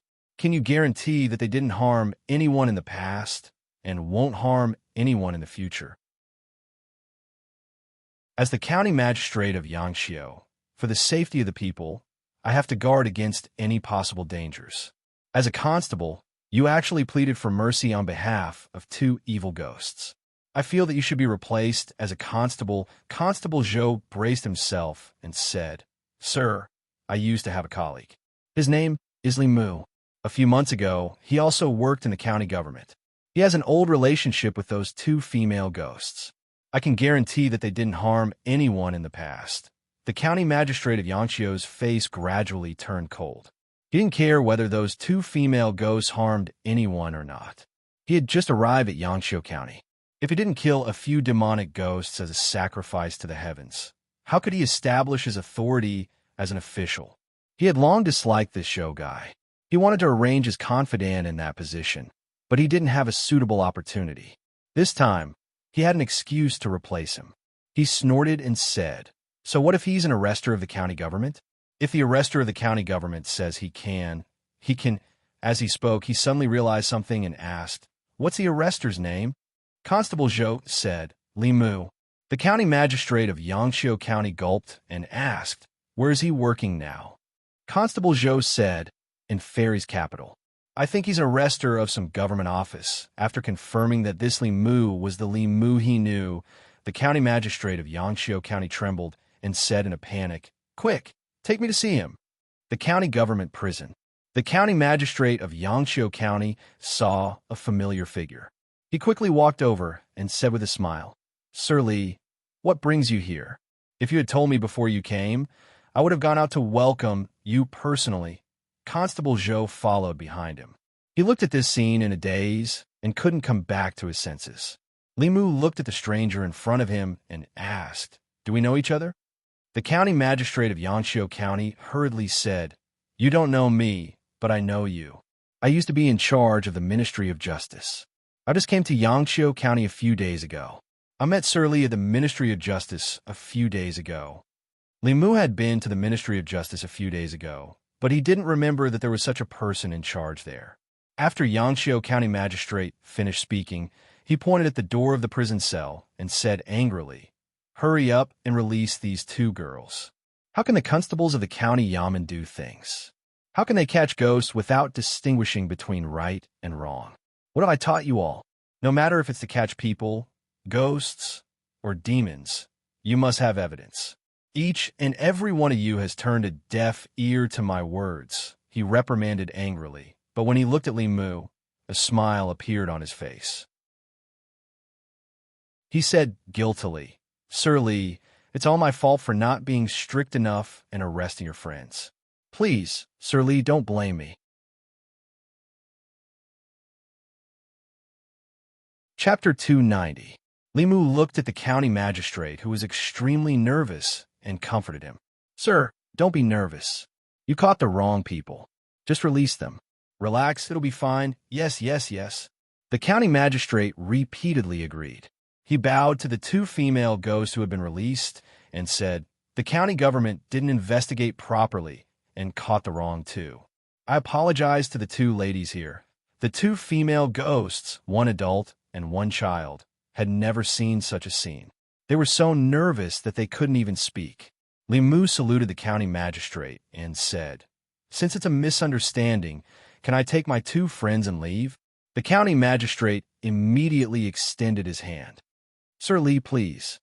When he walked out of the prison, he probed again, "Sir Li, you don't blame me, do you?" Li Mu smiled and asked, "Do I look like such a petty person?" The county magistrate's expression changed, and he immediately said, "That's not what I meant. Please forgive me, Sir Li, I'm just kidding." Li Mu smiled and said, "Yangqiu County is my hometown. I'll come back to visit often. You're the parent official here. You must govern Yangqiu County well." The county magistrate promised, "Don't worry, Sir Li. I'll do my best." Li Mu looked at Constable Zhou and said, "I'll have to trouble Constable Zhou." Constable Zhou immediately said, I wouldn't dare. Li Mu smiled at him and said, "I came back this time because I have something important to do. I have to report back to Fairy's capital immediately. The next time I return to Yangqiu County, I'll find you for a drink." Constable Zhou's expression changed. With his experience, how could he not understand that Li Mu's words in front of the county magistrate had a deeper meaning? Although he still didn't know why the county magistrate was so afraid of Li Mu, with Li Mu's words, although he couldn't do whatever he wanted in the county government, at least the county magistrate wouldn't dare to touch him easily. Li Mu and the two female ghosts bid farewell to Constable Zhou and left the county government. County Magistrate Yang Xiu wiped the sweat off his forehead and realized that his back was drenched in cold sweat. Constable Zhou looked at him and asked, "Sir, Li Mu?" The Yangqiu County Magistrate swallowed his saliva and said, "He's actually from Yangqiu County. He had only been in Yangqiu County for a few days. Before that, he had been working in the Ministry of Justice. He knew everything Li Mu had done in Shundu. He had pointed at the doctor's nose and scolded him in the Ministry of Justice. He had chased and beaten up the children of influential families on the street. After that, he had swaggered out of the Ministry of Justice. He had seen all these with his own eyes. He had scolded hundreds of officials in the imperial court and fought with the deputy director of Dongxian County. In addition, he had caused Zhou Chu to be punished by heaven. After that, the Zhou family didn't even fart. If such a person held a grudge against him, he didn't even dare to think about the possibility. After a while, Yangqiu County Magistrate Yang Xiu took a deep breath and patted Constable Zhou's shoulder, saying, "Do a good job. I have faith in you." After walking out of the county government, Li Mu turned to look at the two female ghosts and said, "Sister Sue is still in a deep sleep. It should take some time for her to wake up." You too. Do you want to find a cave to cultivate or follow me and wait for her to wake up? The two girls said almost at the same time without hesitation, "Follow you." They had already experienced the fate of two lonely souls drifting about in the outside world. They were either devoured and enslaved by stronger ghosts or captured by the government. The days in Clearwater Bay were the most comfortable and peaceful days in their two lives. Following Sister Sue, not only did they not have to worry about being bullied, but they could also receive guidance in cultivation. This was something that the two lonely ghosts could not even dream of. The two female ghosts made a decision. Limu threw them a few pieces of spiritual jade and let them cultivate in the flask heaven space. They also took care of the tree demon. Only then did he return home. Tonight was the last night he would spend with Lu Hanyan. In the next 2 months, he had to prepare for the imperial examination. The imperial examination policy was originally set by him, so he knew better than anyone how to take the examination. After the imperial examination, he would be busy for some time.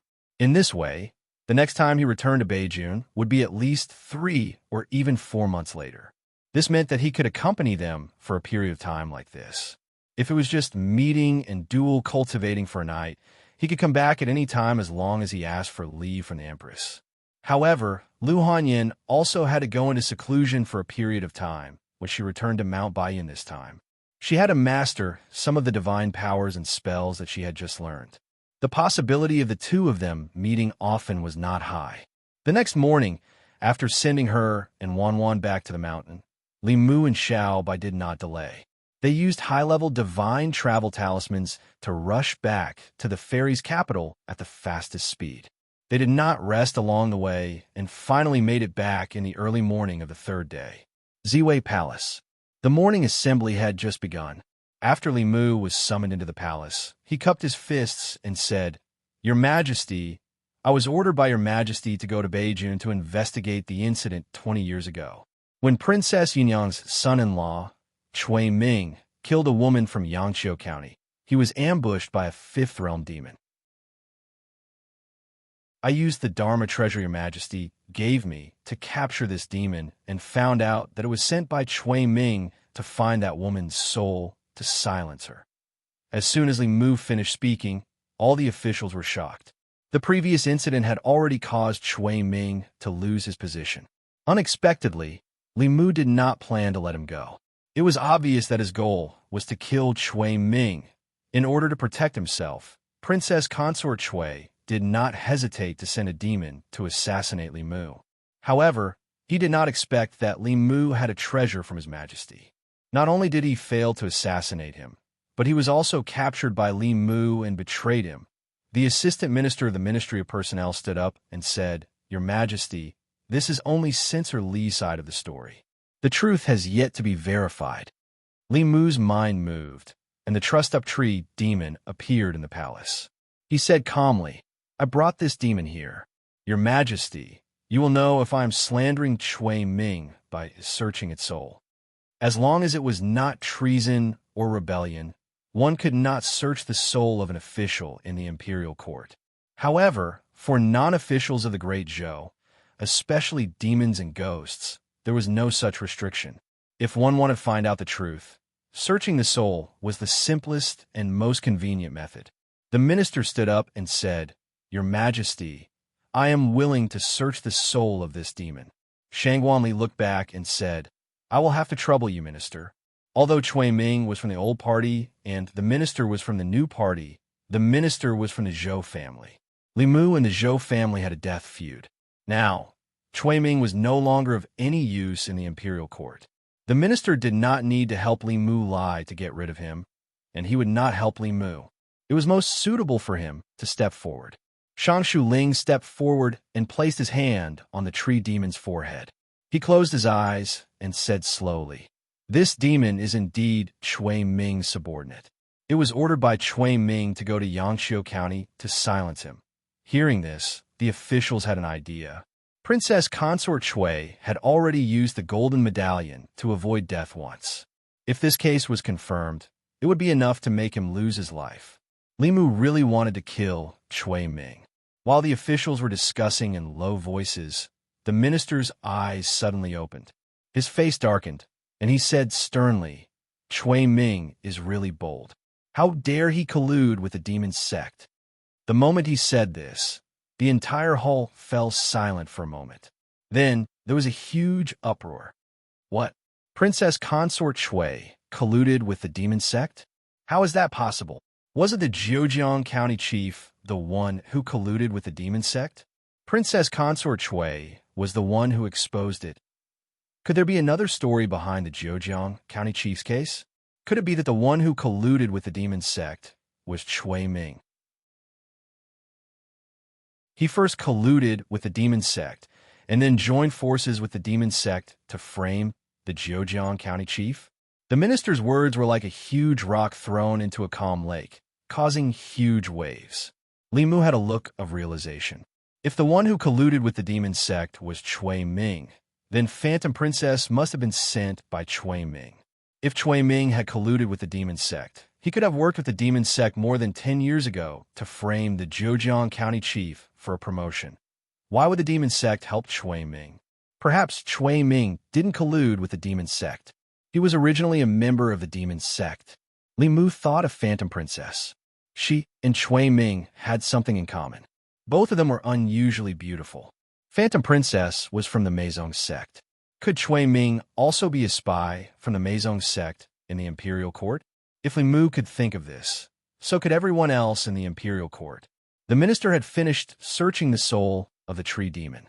He said with a murderous tone, "Your Majesty, from this demon's memory, I found out that Chui Ming is a member of the demon sect. He is also a spy from the Meizong sect.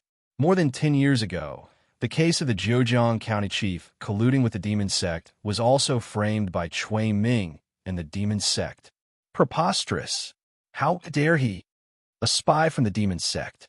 He actually has a high position in the imperial court and has been hiding by our side for so many years." At this moment, an old man stood out and said, "Your Majesty, this is a serious matter. Can you let me search the demon's soul again to confirm it?" Shangguan Li heard the Empress's telepathic message and nodded. "I'll have to trouble you, Minister." All the officials looked at the old man. The minister was very experienced. He was an old official from the previous emperor's era. He was neither a friend nor a foe and was deeply loved by the people. He was also a sixth realm powerhouse. Both the new and old parties respected him very much. The old man slowly walked forward and pressed his skinny right hand on the demon's head. After a while, he slowly opened his eyes and said solemnly, "Your Majesty, the minister is right. Chui Ming is a guardian of the Meizong sect. The case of the Zhejiang County chief was framed by Chui Ming and the demon sect." Chapter 291. If what Zhou Jing said was true, there was still a slight possibility that the head of the Secretariat would use this opportunity to suppress the old faction of the royal family. Then the head of the Secretariat would completely eliminate this small possibility. The head of the Secretariat was the head of all the officials, and the head of the Secretariat was only second to the head of the Secretariat. Furthermore, he had no enmity with Chui Ming. How could the two of them deceive the Empress and the officials at the same time? The Assistant Minister of Personnel, who was speaking up for Chui Ming, immediately turned pale and sweated profusely. He knelt on the ground and said loudly, "Your Majesty, I swear to the heavens that I was also deceived by Chui Ming. I didn't know that he was colluding with the demon sect." At this moment, no one in the imperial court cared about the Assistant Minister of Personnel. The imperial court would investigate whether or not he knew, or whether or not he was a spy for the demon sect. Not only him, but anyone close to Chui Ming would be thoroughly investigated. The demon sect was notorious. They harmed the people and tried to overthrow the imperial court. No country would tolerate the demon sect. The governor of Zhejiang was a high-ranking official in the imperial court. However, because of the crime of colluding with the demon sect, his family of more than 100 people was killed. Even his soul didn't survive. Chui Ming's case involved the demon sect. It was a serious matter. Colluding with the demon sect was equivalent to treason. The Empress immediately ordered the Ministry of Justice and the Supreme Court to take control of the people in Princess Yunyang's residence. anyone close to Cui Ming, whether they were officials in the imperial court or nobles in Luoyang, would be strictly interrogated without exception. After the imperial court was dismissed, the officials left with solemn expressions. After Li Mu walked out of the main hall, he didn't leave the palace. Instead, he went to Shangyang Palace. Before the imperial court was dismissed, he received a message from Shangguan Li. The empress wanted to see him. Li Mu returned to the North County with a mission. He needed to meet the empress to report on his work. After arriving at Shangyang Palace, he told the empress everything that had happened, including the assassination attempt by Phantom Princess, how they caught her and let her escape. The Ministry of Justice and the Supreme Court acted quickly. As soon as Li Mu finished speaking, the Minister of Justice and the Minister of the Supreme Court asked for an audience outside Shangyang Palace. After the Empress issued the summons, the Minister of Justice and the Minister of the Supreme Court walked into the main hall. The Minister of Justice had a solemn expression as he said, "Your Majesty, a day ago, Cui Ming and Princess Yunyang went to the Divine Dragon Court to play and have yet to return. Your subject and the Minister of the Supreme Court went to the Divine Dragon Court and discovered that only Princess Yunyang was unconscious in her room. Cui Ming's whereabouts were unknown." Hearing this, Shangguan Li's expression changed slightly. She said, "Impossible. The internal guards have been watching Cui Ming. He has never left the Divine Dragon Court." Li Mu wasn't surprised. With Cui Ming's cultivation, there were countless ways for him to leave quietly. Obviously, the speed at which Cui Ming received the news was much faster than the speed at which Li Mu traveled. It was very likely that he and the demon sect were communicating with each other through some kind of magical item or secret technique. The Empress closed her eyes and pinched her fingers. After a while, she slowly opened her eyes and said sternly, "He went to the north. Send an order to the 36 counties." Princess Yunyang's husband, Cui Ming, colluded with the demon sect and framed an official of the imperial court. Once discovered, he is to be arrested immediately, dead or alive. "Yes, Your Majesty." Li Mu immediately realized how important instant communication was. He looked at the Empress and asked, "Your Majesty, is there any magical item that can instantly transmit messages from 1,000 miles away? If I had such a magical item, I wouldn't have given Cui Ming the chance to escape." The Empress thought for a while and stretched out her hand. An item appeared in her palm. It was a white item that looked like a conch shell. The conch shell slowly floated in front of Li Mu, and he held it in his hand. The Empress said, "If there's an emergency, use your magic to activate this conch shell and speak to it. I will then be able to hear your voice." Li Mu happily accepted the treasure and asked again, "Your Majesty, is there any item that can instantly send someone 1,000 miles away? Can you give me one? If it wasn't for this treasure, Huan Ji wouldn't have been able to escape from me." Hearing this, the Minister of Justice and the Minister of Justice looked at Li Mu a few more times. The Empress glanced at him and said, "The teleportation talisman requires a powerhouse above the transcendence level. It takes a lot of time and effort to make it. I don't have one either." Li Mu felt that it was a pity. He thought for a while and said, "Your Majesty, do you have any more fate pills? I used the one you gave me last time." "No more." The Empress waved her sleeve, and Li Mu was violently swept out of the door. She didn't need to chase him away so violently. Li Mu tidied his clothes and slowly walked out of the palace. Cui Ming had escaped, but he couldn't escape forever. His actions had crossed the bottom line of the imperial court. Even if he ran to the ends of the earth, he couldn't escape the imperial court's pursuit. He had lived in the divine capital for more than a decade and left behind countless traces. It wasn't difficult to calculate his location through the things he left behind. After returning home, Li Mu released the 2 female ghosts. Suhi was still asleep, and he didn't know when she would wake up. He let them accompany Xiao Bai at home and do chores like cleaning the house. Raising 2 obedient ghosts at home was much easier than hiring maids and servants. Li Mu didn't stay at home for long. He walked out of the door and headed to the Ministry of Justice. When he left the palace, he received a message from the Empress telling him to go to the Ministry of Justice and investigate the case of the Zhejiang County chief. It had been confirmed that Shui Ming was a spy from the demon sect. From a tree demon's memories, he also learned that the tragedy in Zhejiang County was framed by Shui Ming and the demon sect. The so-called investigation was just to urge the Ministry of Justice to reverse the verdict for the Zhejiang County chief. On the way to the Ministry of Justice, Li Mu's heart was heavy. Even if he reversed the verdict for the Zhejiang County chief, it would be useless. The Zhejiang County chief's entire family and more than 100 lives have been lost more than a decade ago. Even if the imperial court cleared their names today, they wouldn't be able to see it.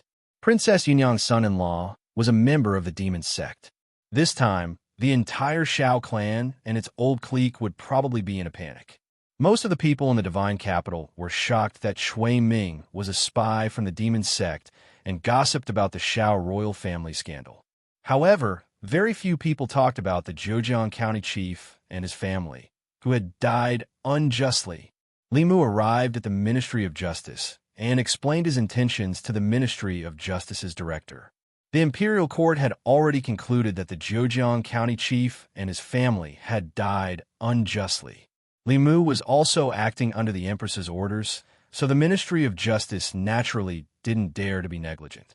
They mobilized all the officials to search for the case files of the Zhejiang County chief from more than a decade ago. These files would be overturned and rewritten. The Zhejiang County chief's injustice would also be cleared, although this had nothing to do with him anymore, because colluding with the demon sect was a crime that could implicate 9 generations of his family and descendants had also died in the incident more than a decade ago. The director of the Ministry of Justice destroyed the old fake files one by one inside. After more than a decade, the Zhejiang County chief has finally received justice. Zhou Zhong placed his hands behind his back and said indifferently, "Justice that comes late isn't justice." From the day he died, he would never receive justice. After saying this, he didn't speak again.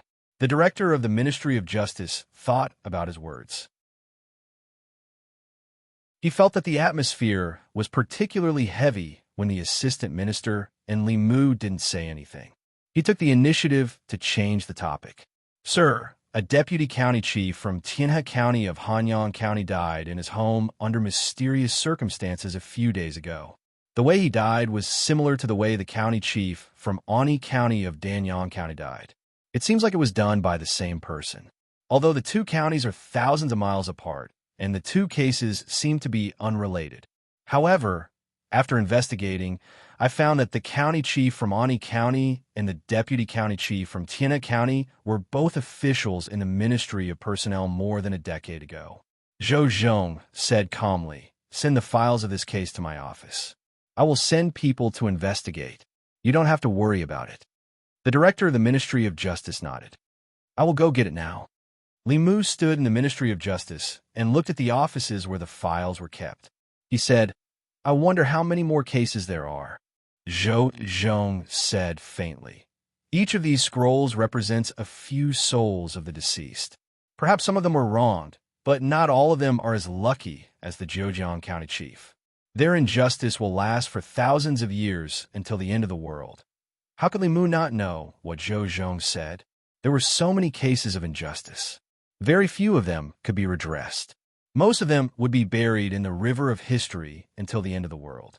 It was the same in ancient times. After a while, Li Mu left the Ministry of Justice, and Zhou Zhong walked back to the office. He glanced at one of the scrolls on the table. The scroll floated up, and a ball of fire suddenly appeared and engulfed the scroll. Soon, there was nothing left in the void. Not even ashes were left. Late at night, Li Mu lay on the bed, tossing and turning, unable to fall asleep. With more than 100 lives lost, the imperial court only needed to say that this was an unjust case caused by the demonic sect, and they could easily brush it aside. It was as if nothing had happened more than 10 years ago. This made him feel somewhat stifled and flustered. After a while, he took out the conch. After activating it with his mana, he asked softly, "Your Majesty, are you asleep?" Changle Palace. It was already past midnight. Zhou lay on the bed, but she did not feel sleepy at all. To her, this palace was no different from a cage. This cage isolated her from family, friendship, love, and any other human emotions. Even during the day, when people came and went in the palace and officials filled the crepe myrtle shop, she often felt lonely. Every night, this loneliness would be infinitely magnified. There was no sound around her. It was as if there was only dead silence in the entire world apart from her. At a certain moment, a voice suddenly sounded in this dead silence. "Your Majesty, are you asleep?" His voice wasn't loud, but it brought endless vitality to this deathly, silent world. Zhou cleared her throat and made her voice dignified. She asked, "What is it?" Li Mu did not expect the Empress to still be awake. He slowly said, "I think that the imperial court should announce the injustice the Zhejiang prefectural governor suffered to the world. This is the only way to clear his name." Zhou, he thought for a moment, and said, "Tomorrow, I will issue an edict and order the Ministry of Works to erect a monument and a temple in Zhejiang prefectural governor's memory for future generations." The Empress thought more than he thought. Li Mu sighed. "Your Majesty is wise." Zhou asked, "Is there anything else?" Li Mu thought for a moment and said, "Your Majesty, do you have many conches that can transmit messages?" "Your Majesty, my fiancée is in the northern prefectural, thousands of miles away from me. It is inconvenient for us to meet. I want to give her one."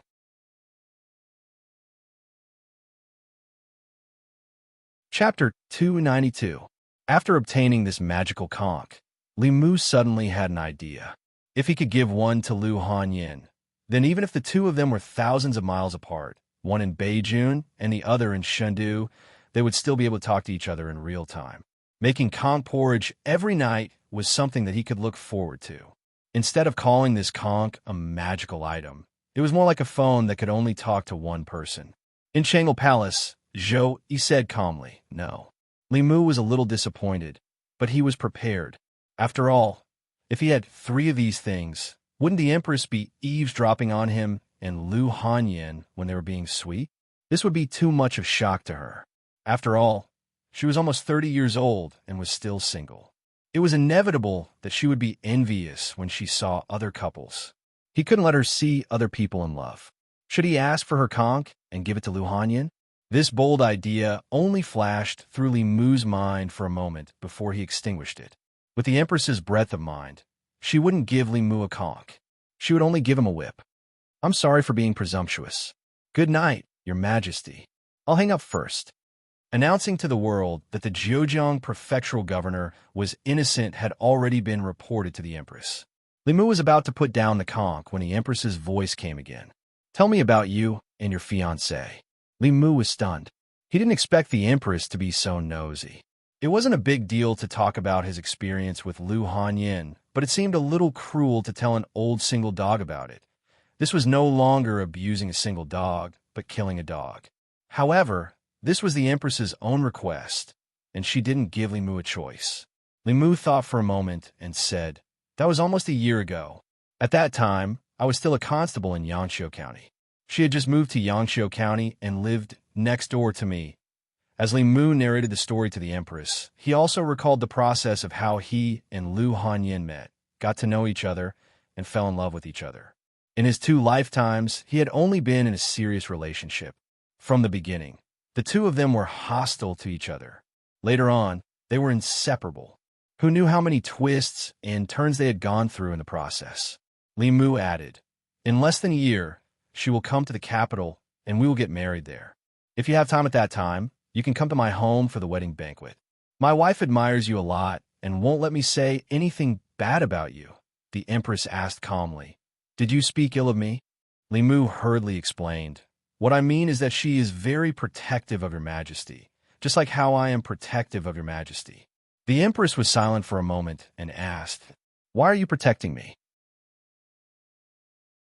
Li Mu thought for a moment and said, "Because in my heart, your Majesty is a wise ruler worthy of my protection.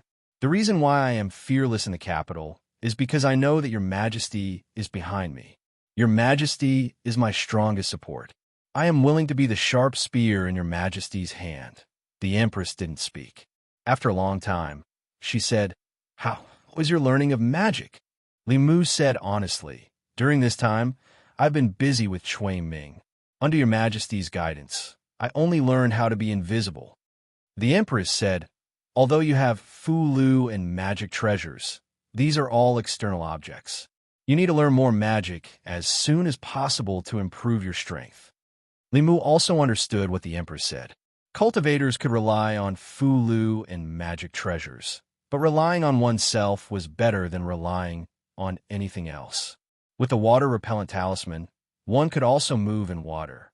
However, if one learned the magic to enter water, one could go to any river, lake, or sea.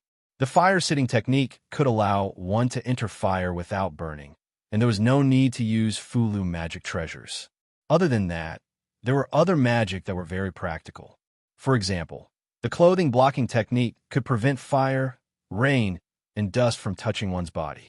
The qi restriction technique could push one's physical body to the extreme, comparable to the golden body of Buddhism. There was no sound from the conch, but Li Mu felt sleepy and quickly fell asleep.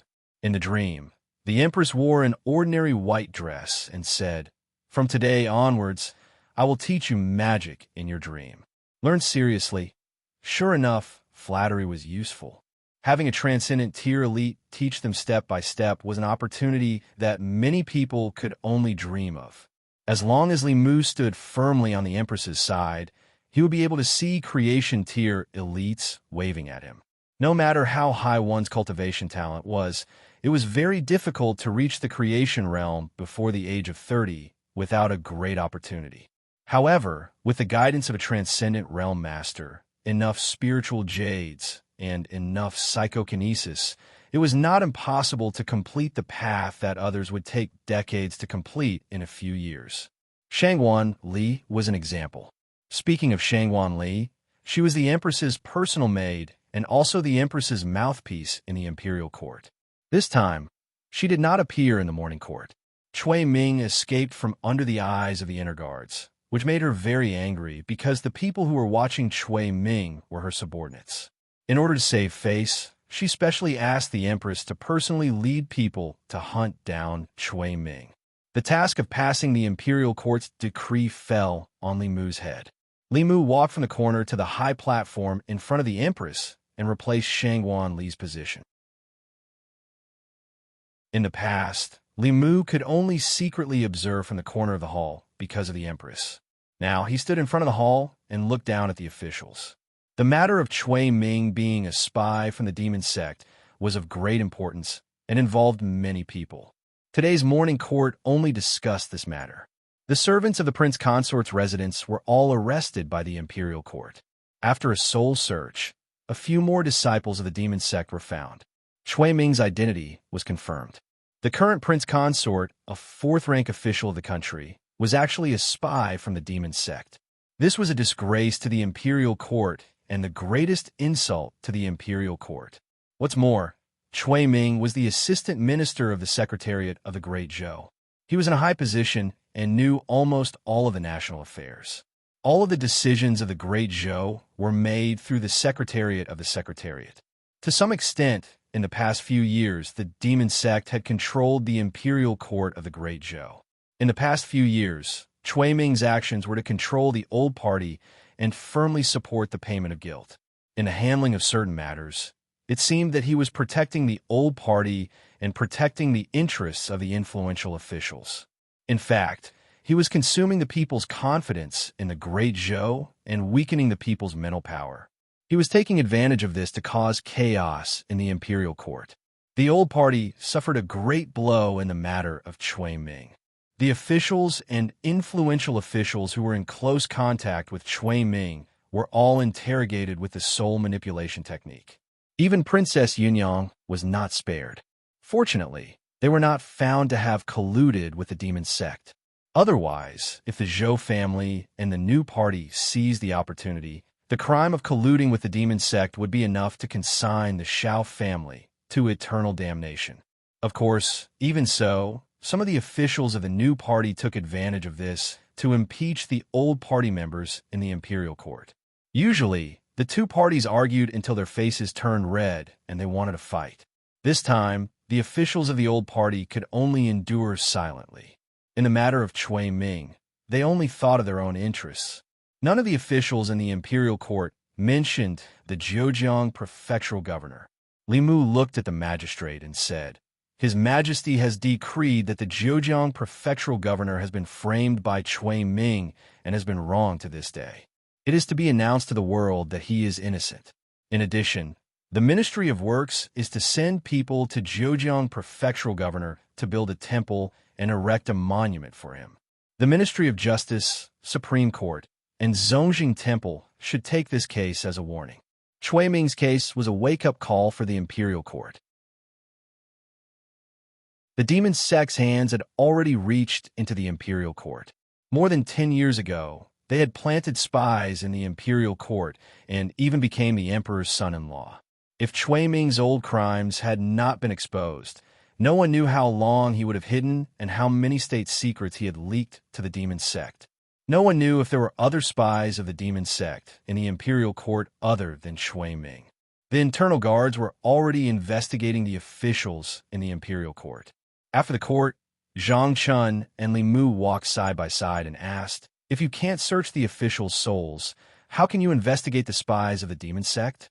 Li Mu said, "The spies of the demon sect all have one thing in common. No matter if they are male or female, they are all very handsome. Such people are the easiest to gain the trust of others and obtain information."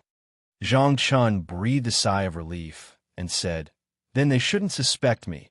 After saying that, he seemed to have realized something. His expression became a little complicated.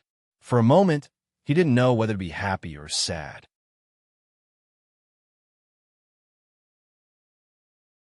Chapter 293. Zhang Chun sighed as he stood at the entrance of the palace. Although Cui Ming had been removed from his post and became a wanted criminal, it seemed like he had won against Cui Ming. However, in another aspect, he was still inferior to Cui Ming. What a superficial world this was. They categorized people based on their looks. People who looked like Cui Ming and Li Mu were liked and pursued by countless women. These good-looking people, whether it was their life or their career, would be smoother than most people. Even the devil's sex spies required them to be good-looking. As for people with ordinary looks like them, they often had to put in several times more effort to obtain things that were easily within their reach. He shook his head and sighed. How shallow. It's fine if the women in Divine Capital are shallow, but I didn't expect the demon sect to be so shallow as well. The more handsome a person is, the more they will be suspected. Won't I be in danger then? A voice from behind interrupted Zhang Chun's sigh. He turned around and saw Prince Shou standing not far behind him, and Li Mu with a worried look. Zhang Chun's gaze lingered on Prince Shou's bulging belly for a while before he said, "Your Highness, you're worrying too much. No one in the imperial court is safer than you." Prince Shou patted his chest and said, That's good. After that, he seemed to have realized something. He pointed at Zhang Chun and said angrily, "Zhang, what do you mean by that? Are you saying that I'm not handsome? You're just a deputy of the Imperial Clan Temple. How dare you offend me? I didn't mean that. I think that's what you meant. Why don't you take a piss and look at yourself? What right do you have to talk about me? Let me tell you, when I was young, I was also a famous handsome man in Divine Capital." Prince Shou cursed as he got into the sedan. Zhang Chun returned to the Divine Capital Yamen. Li Mu bought some groceries on the way home. He had just returned from a business trip and planned to give himself a few days off. When he reached the door, he saw a figure standing there. Madame Chu stood there and looked at Li Mu. "My lord, you've returned." Li Mu looked at her and said, "Cui Ming is a spy from the demon sect. The imperial court has put him on the wanted list in all 36 counties. He can't escape. You just have to wait for the news in the capital." Madame Chu shook her head and said, "I'm here to bid you farewell. Cui Ming and I have an irreconcilable grudge. I want to kill this bastard with my own hands." Li Mu thought about it and did not try to persuade her again. For the past 20 years, she had lived solely on hatred. Her only goal was to kill Cui Ming with her own hands. This was the knot in her heart and her obsession. If she couldn't end Cui Ming with her own hands and resolve this obsession, it would be very difficult for her to make any progress in her cultivation. The gap between the 5th realm and the 6th realm was the biggest gap in the first 6 realms. As long as a cultivator could break through to the supernatural realm, it was only a matter of time for them to reach the creation realm. Those who were less talented would be able to reach the creation realm after a few decades. However, reaching the 6th realm from the 5th realm was not just a matter of time. There were many creation realm experts in the imperial court. The 36 officials were all in the creation realm. However, there were only a few experts in Dongxian. If Madame Chu could not let go of the knot in her heart, she would be stuck at the 5th realm for the rest of her life. Li Mu looked at her and said, "You have to be careful. Cui Ming has escaped from the divine capital. I'm afraid there will be experts from the demon sect around him. You'd better meet up with the experts from the imperial court and act together." Madame Chu nodded and said, "I understand." After she finished speaking, she slowly knelt on the ground and said, "Thank you for taking me in and helping me, sir. After I killed Cui Ming with my own hands, if I'm still alive, I'm willing to serve you as my master and be your servant." Li Mu waved his hand and said, "There's no need for that. For the past 20 years, you've been living for hatred. I hope that after you kill your enemy, you can live for yourself." Madame Chu was a pitiful person. She had met a bad man who caused her own death and her entire family to be killed. However, compared to the daughter of the Zhejiang County chief, she was considered lucky because she had the chance to kill her enemy. The first half of her life was already unfortunate enough. Li Mu felt uneasy about taking her in as a servant. Madame Chu kowtowed 3 times to Li Mu and turned to leave. The space around Li Mu was filled with her feelings of gratitude. Ever since he condensed the 7 spirits, he rarely cultivated by absorbing emotions. Compared to spiritual jades and psyche power, the way to produce the 7 emotions was very troublesome. However, Li Mu did not waste the emotions left by Madame Chu. On the path of cultivation, the easier it was to obtain a power, the harder it was to cultivate. For example, the spiritual power of heaven and earth was contained in various places. As long as one knew how to guide it, they could refine it for cultivation. However, this method of cultivation was very slow and it was very difficult to increase one's level.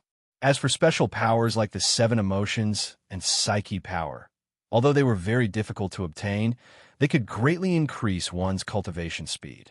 Li Mu's cultivation speed was so fast not because he had a pure yang body, but because the people of the divine capital were using psyche power to support his cultivation. Of course, the most important reason was that he had met the Empress. If the Empress had not given him enlightenment when he was at a bottleneck, Li Mu would probably still be stuck at the concentrating spirit realm. Not only did she help Li Mu break through to the next level, but in the past few nights, she had also used the dream entry technique to teach Li Mu divine abilities in his dreams. Under her guidance, Li Mu made rapid progress. In just 3 days, he had mastered 2 divine abilities. Other than that, Li Mu would also play chess with her in his dreams and chat with her. Of course, most of the time, he was asking the Empress questions about his cultivation. After watching Madame Chu leave, Li Mu returned home and cooked dinner. After hesitating for a while, he took out the conch and activated it with his spiritual power. "Your Majesty, have you eaten?" There was no response from the conch for a long time. Just as Li Mu was about to put it away, the space in the courtyard rippled, and the Empress appeared out of thin air. Li Mu was very envious of her ability to transform into a living person. However, the teleportation technique required one to be at the peak of Dongxian. He still had a long way to go. When he was in the North region, he used the nature pill to save Su He. Li Mu planned to care more for the Empress when he returned to the divine capital. She was actually just an ordinary woman trapped in a cage.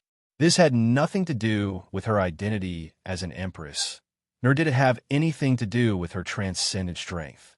What she needed the most was not power or strength, but family and friends. Li Mu could not be her family. He could only try his best to be her friend. Moreover, with the healing element Xiao Bai around, she should be able to experience some feelings that the Empress could not in the palace. After the meal, the Empress gave Xiao Bai some pointers on her cultivation. Before she left, she suddenly looked at Xiao Bai and asked, "Do you want to go to the palace with me to play?" Xiao Bai was a little tempted. However, she first looked at Li Mu. Li Mu nodded and said, "If you want to go, you can go with Sister Zhou." As a single dog, she did not sleep in the middle of the night and made conch porridge with Li Mu just to listen to his love story with Lu Hanyan. It was enough to see how lonely the Empress was. Xiao Bai was naturally adorable. If she stayed by the Empress's side, she could relieve some of her loneliness. Different from Shangguan Li and Mr. Mei, in Xiao Bai's heart, there was no Empress of the Great Zhou. There was only Sister Zhou, who treated her very well and gave her the essence of the celestial fox. The Empress did not lack people who respected her.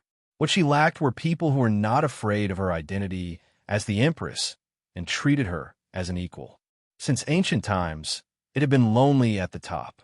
Whether it was the peak of strength or the peak of status, once one climbed to the top, it was easy to become lonely. Xiao Bai had been longing for the beautiful scenery of the Imperial Garden for a long time. After seeing Li Mu agree, she happily held the Empress's hand and said, Okay. The two figures disappeared in front of Li Mu again. Li Mu walked to the courtyard and began to practice his new supernatural power. After a while, in the Imperial Garden, Zhou looked at Xiao Bai and asked, "Xiao Bai, how did you meet Li Mu?"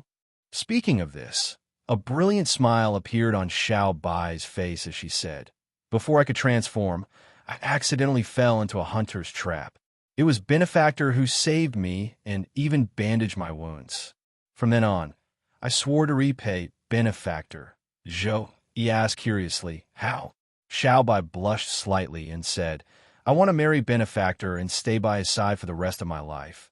Zhou was slightly stunned and asked, "Doesn't he already have a fiancée?" Xiao Bai said, "Benefactor has Sister Lu and Sister Wanwan, but he can also have me. The three of us will accompany Benefactor for the rest of our lives."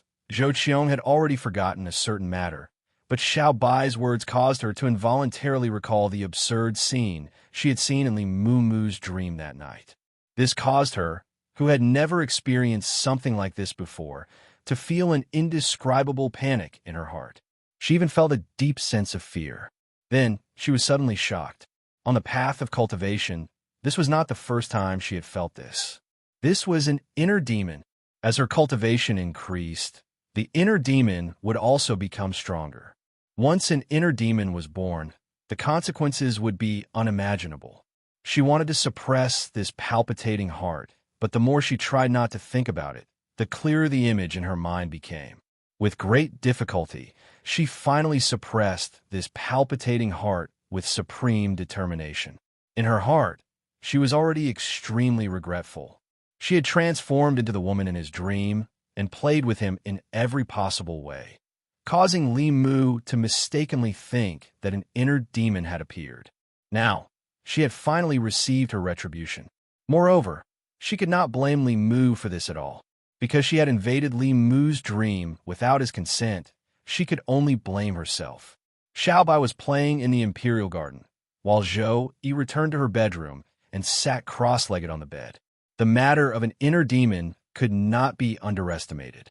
If it was ignored, the cultivation would stagnate at best, and the cultivation would regress at worst, or even suffer from qi deviation. Her inner demon had arisen because of Li Mu. The simplest and fastest way was naturally to kill Li Mu, and the inner demon would naturally be eliminated.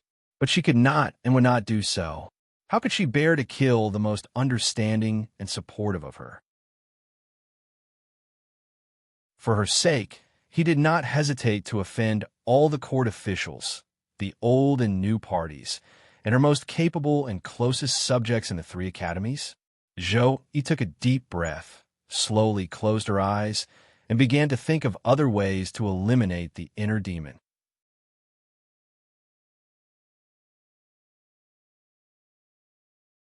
Chapter 294. Late at night, Li Mu laid on the bed in a comfortable position, waiting for the Empress to arrive. Perhaps it was because she had broken Li Mu's wet dream the last time, but these days, the Empress had never entered his dreams without saying a word. Instead, she would take the initiative to hypnotize Li Mu and then appear. However, tonight, Li Mu waited for a long time, but the Empress didn't appear. He opened his eyes and took out the conch. After inserting his mana, he asked softly, "Your Majesty, are you not coming tonight?" No sound came from the conch. Li Mu waited for a while before putting it away. Although he didn't know what the Empress was busy with, it was obvious that she wouldn't be coming tonight. Li Mu didn't wait any longer and quickly entered the dream. Changle Palace. Zhou Yi lay on the bed, tossing and turning. As soon as she closed her eyes, the scene would appear in front of her. After a while, she got up from the bed and sat cross-legged. She forced herself to enter an ethereal state. The moon was bright and the stars were sparse. Li Mu stood in the courtyard and looked up at the full moon in the sky, deep in thought. For a few days, the Empress didn't appear in his dreams.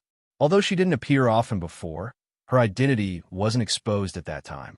A few days ago, she entered Li Mu's dreams every day to teach him spells. Not only that, during the morning court session today, the seat that should have been his was replaced by Lady May. She said that it was the Empress's arrangement. Li Mu couldn't help but wonder if he had offended the Empress in some way, or if he had angered her. After thinking carefully, Li Mu ruled out this possibility. After returning from a North County, he treated the Empress even better than before. He was worried that she would be lonely, so he took the initiative to chat with her at night, talking about life and dreams. He was worried that she would be tired of eating delicacies, so he personally cooked her favorite dishes and sent a Xiao Bai to the palace to accompany her. The Empress had no reason to be angry with him. That night, Li Mu thought about it all night, but he still couldn't figure out the reason.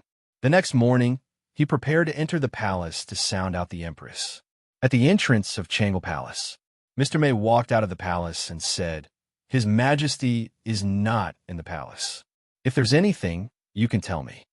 According to what Li Mu knew, the Empress rarely left the palace. She could no longer return to the Zhou family. Every time she left the palace, she would go to the Li residence. Mr. May was obviously lying, and she had no reason to lie to Li Mu. This had to be the Empress's idea. This meant that the events that had occurred in the past few days were not because Li Mu had thought too much, but rather because the Empress had deliberately done so. Li Mu didn't show any strange expression on his face. He asked, "It's not a big deal. I just want to ask if Chui Ming has been caught."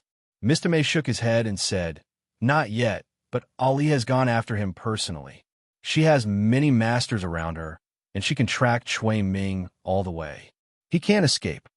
"That's good." Li Mu nodded and said, "Then I'll go back first. Goodbye, Sister May." Mr. May watched him leave, thought for a moment, and said, "Wait." Li Mu turned around and asked, "Is there anything else?" Mr. May asked, "Did you make His Majesty angry again?" Li Mu shook his head.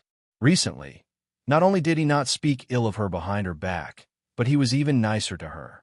He couldn't figure out why the Empress had suddenly become cold to him. Mr. May said helplessly, "Then you go back first. I'll let you know if there's any news about Chui Ming." Li Mu nodded and turned to leave again. Mr. May walked into the Changle Palace and looked at the Empress who was dealing with the memorials. His lips moved as if he had something to ask, but he didn't say anything in the end. He closed the memorial and looked out of the palace. A trace of helplessness appeared in the depths of her eyes. The inner demon of the transcendent realm was no small matter. It took her a lot of effort to suppress it. If she saw Li Mu, she was afraid that all her efforts would be in vain. Outside the Changle Palace, a maid on duty glanced at the Changle Palace and hurried away. A moment later, in the Fusho Palace of the West Palace, the Empress Dowager looked at a maid kneeling in the palace and asked, "Is what you said true? That Li Mu went to the palace to see Her Majesty, but Her Majesty didn't see him?" The maid nodded and said, "It's true. Commander Maid told Li Mu that Her Majesty wasn't in the palace. But I saw with my own eyes that Her Majesty entered the Changle Palace 15 minutes ago and didn't come out after that. She must have deliberately not seen him." The Empress Dowager said suspiciously, "Li Mu is her favorite. Why didn't she see him?" The maid said, "Not only did Her Majesty not see him this time, but during the morning court, he was supposed to take over Commander Shangwan's position. But today, he was replaced by Commander May. I guess that Li Mu has fallen out of favor. Fallen out of favor? A cold smile gradually appeared on the Empress Dowager's face. She said sarcastically, "He deserves it. Because of him, I lost the only death exemption token bestowed by the late emperor. I haven't settled this debt with him yet. What will happen to a dog that has lost its master?" A maid beside her said, "Empress Dowager, even the Academy can't defeat Li Mu. You must be careful." The Empress Dowager twitched her mouth and said, "He has offended so many people in the Luoyang. There are so many people who want him dead. I don't need to do it myself. As long as I spread the news that he has fallen out of favor, someone will do it for me." After leaving the palace, Li Mu didn't go home. Instead, he went to an inn. He carried a jar of wine and knocked on a door on the second floor of the inn. Li Si was holding a book in his hand. He was swaying his head as he read. When he opened the door and saw Li Mu, he asked in confusion, "Why are you here?" These days, Li Si was preparing for the imperial examination. He had been studying hard in the inn. Li Mu had only seen him a few times. Li Mu put the jar of wine on the table and said, "I have a question to ask you." Li Si waved his hand. He stared at the book and said, "Wait. Let me finish this part first." Li Mu took the book from his hand and said, "You don't have to memorize it. This part won't be tested." Li Si glanced at him and said, "How do you know it won't be tested? Are you the one who set the questions?" Although the questions weren't set by Li Mu, the official who set the questions had to set the questions according to the outline set by Li Mu. Li Mu returned the book to Li Si and said, "Believe it or not." Li Si looked at Li Mu and threw the book away decisively. He said, "Remember to tell me what the questions are a few days in advance." Li Mu said, "There aren't any questions. I can highlight the key points for you. In the end, you still have to rely on yourself." "Enough, enough." Li Si sat down and opened the jar of wine. He poured a bowl of wine for him and Li Mu. He said, "Tell me, what's the problem?" Li Mu said slowly, "I have a friend who has encountered some problems recently." Li Si glanced at him and asked, "Do I know this friend of yours?" Li Mu shook his head and said, "You don't know the friends I have in Luoyang." He continued, "This friend of mine has a friend of the opposite sex. A few days ago, this friend of the opposite sex was very good to him. From time to time, he would give him expensive gifts and treat him to meals. The two of them would talk about life and dreams together. But recently, this friend of the opposite sex suddenly became cold to my friend. He didn't even want to see him. Why is that?" Li Si asked, "Did you offend her?" "Not me. It's my friend. Did your friend offend her?" Li Mu shook his head and said no. Not only did he not offend her, he was very good to her. I don't know why she suddenly became like this. Li Si took a sip of wine and touched his chin. He said, "There are three possibilities. First, you are her target, but only one of them. She is cold to you because she has someone else she is passionate about." Li Mu shook his head. The Empress was not the kind of person who would two-time. Li Si looked at him and continued, "The second possibility is that she is tired of you and doesn't want to waste her passion on you." Li Mu corrected, "It's my friend." Li Si said, "Sorry, it's your friend." Li Mu and the Empress had a superior and subordinate relationship. They were not in a romantic relationship. He looked at Li Si and asked, "What's the third possibility?" Li Si didn't answer directly. Instead, he asked, "Can you beat Lady Lu now?" "Does this have anything to do with this question?" "I'm just asking." Li Mu thought for a moment and said, "I can't beat him." This wasn't a question of whether or not he could beat her, but whether or not he could fight back. Even if Li Mu had transcended, he was still no match for Lu Hanyan. Li Si looked at him with an inexplicable gaze and said, "The third possibility is congratulations to you." "No, congratulations to your friend. That woman likes him. She is sometimes cold and sometimes hot, sometimes aloof. These are all tricks between men and women. Only in this way would your friend feel nervous. If my guess is correct, after a short period of coldness, she will become passionate about your friend again." This time, Li Mu didn't agree with Li Si's analysis. Although he and the Empress weren't like lord and minister, they weren't lovers either. It was precisely because of this that he couldn't understand the Empress's sudden coldness. A woman's heart was like a needle at the bottom of the sea. Only a girl as cute and innocent as Xiao Bai, whose thoughts were written all over her face, didn't need him to guess. In the next few days, a rumor began to circulate among the court officials. Li Mu, the imperial censor of the palace, had fallen out of favor. First, he lost his status as a close official who could convey the empress's decree. Then, when he asked to see the empress, he was rejected. In the next few days, Li Mu didn't even attend the morning court, and the empress didn't say anything about it. All of this showed that Li Mu had fallen out of favor. He had no status or background. The only thing he relied on was the empress's favor. Without the empress's favor, any random official in the court could kill him hundreds or thousands of times. Li residence. After the morning court, Zhang Chun hurried over. Li Mu was cooking in the kitchen.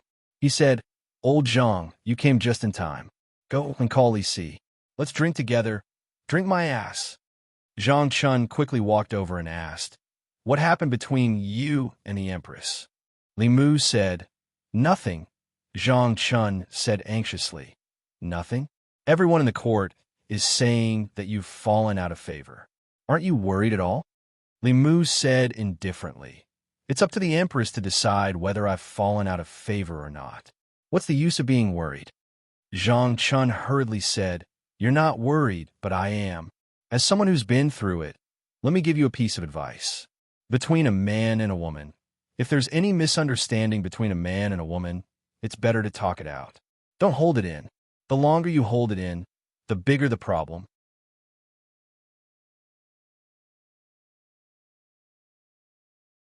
Chapter 295. In order to clear the misunderstanding, Li Mu had to know what the misunderstanding was. He had done nothing wrong, but he was treated like this. Anyone would be angry. Zhang Chun tried his best to persuade him. The consequences of this are very serious. Think about it. You've offended so many people in Fairy's capital. Once you lose His Majesty's protection, many people won't be able to stop themselves from attacking you. As soon as he finished speaking, there was a knock on the door of the Li residence. Li Mu walked to the door and saw two constables standing outside.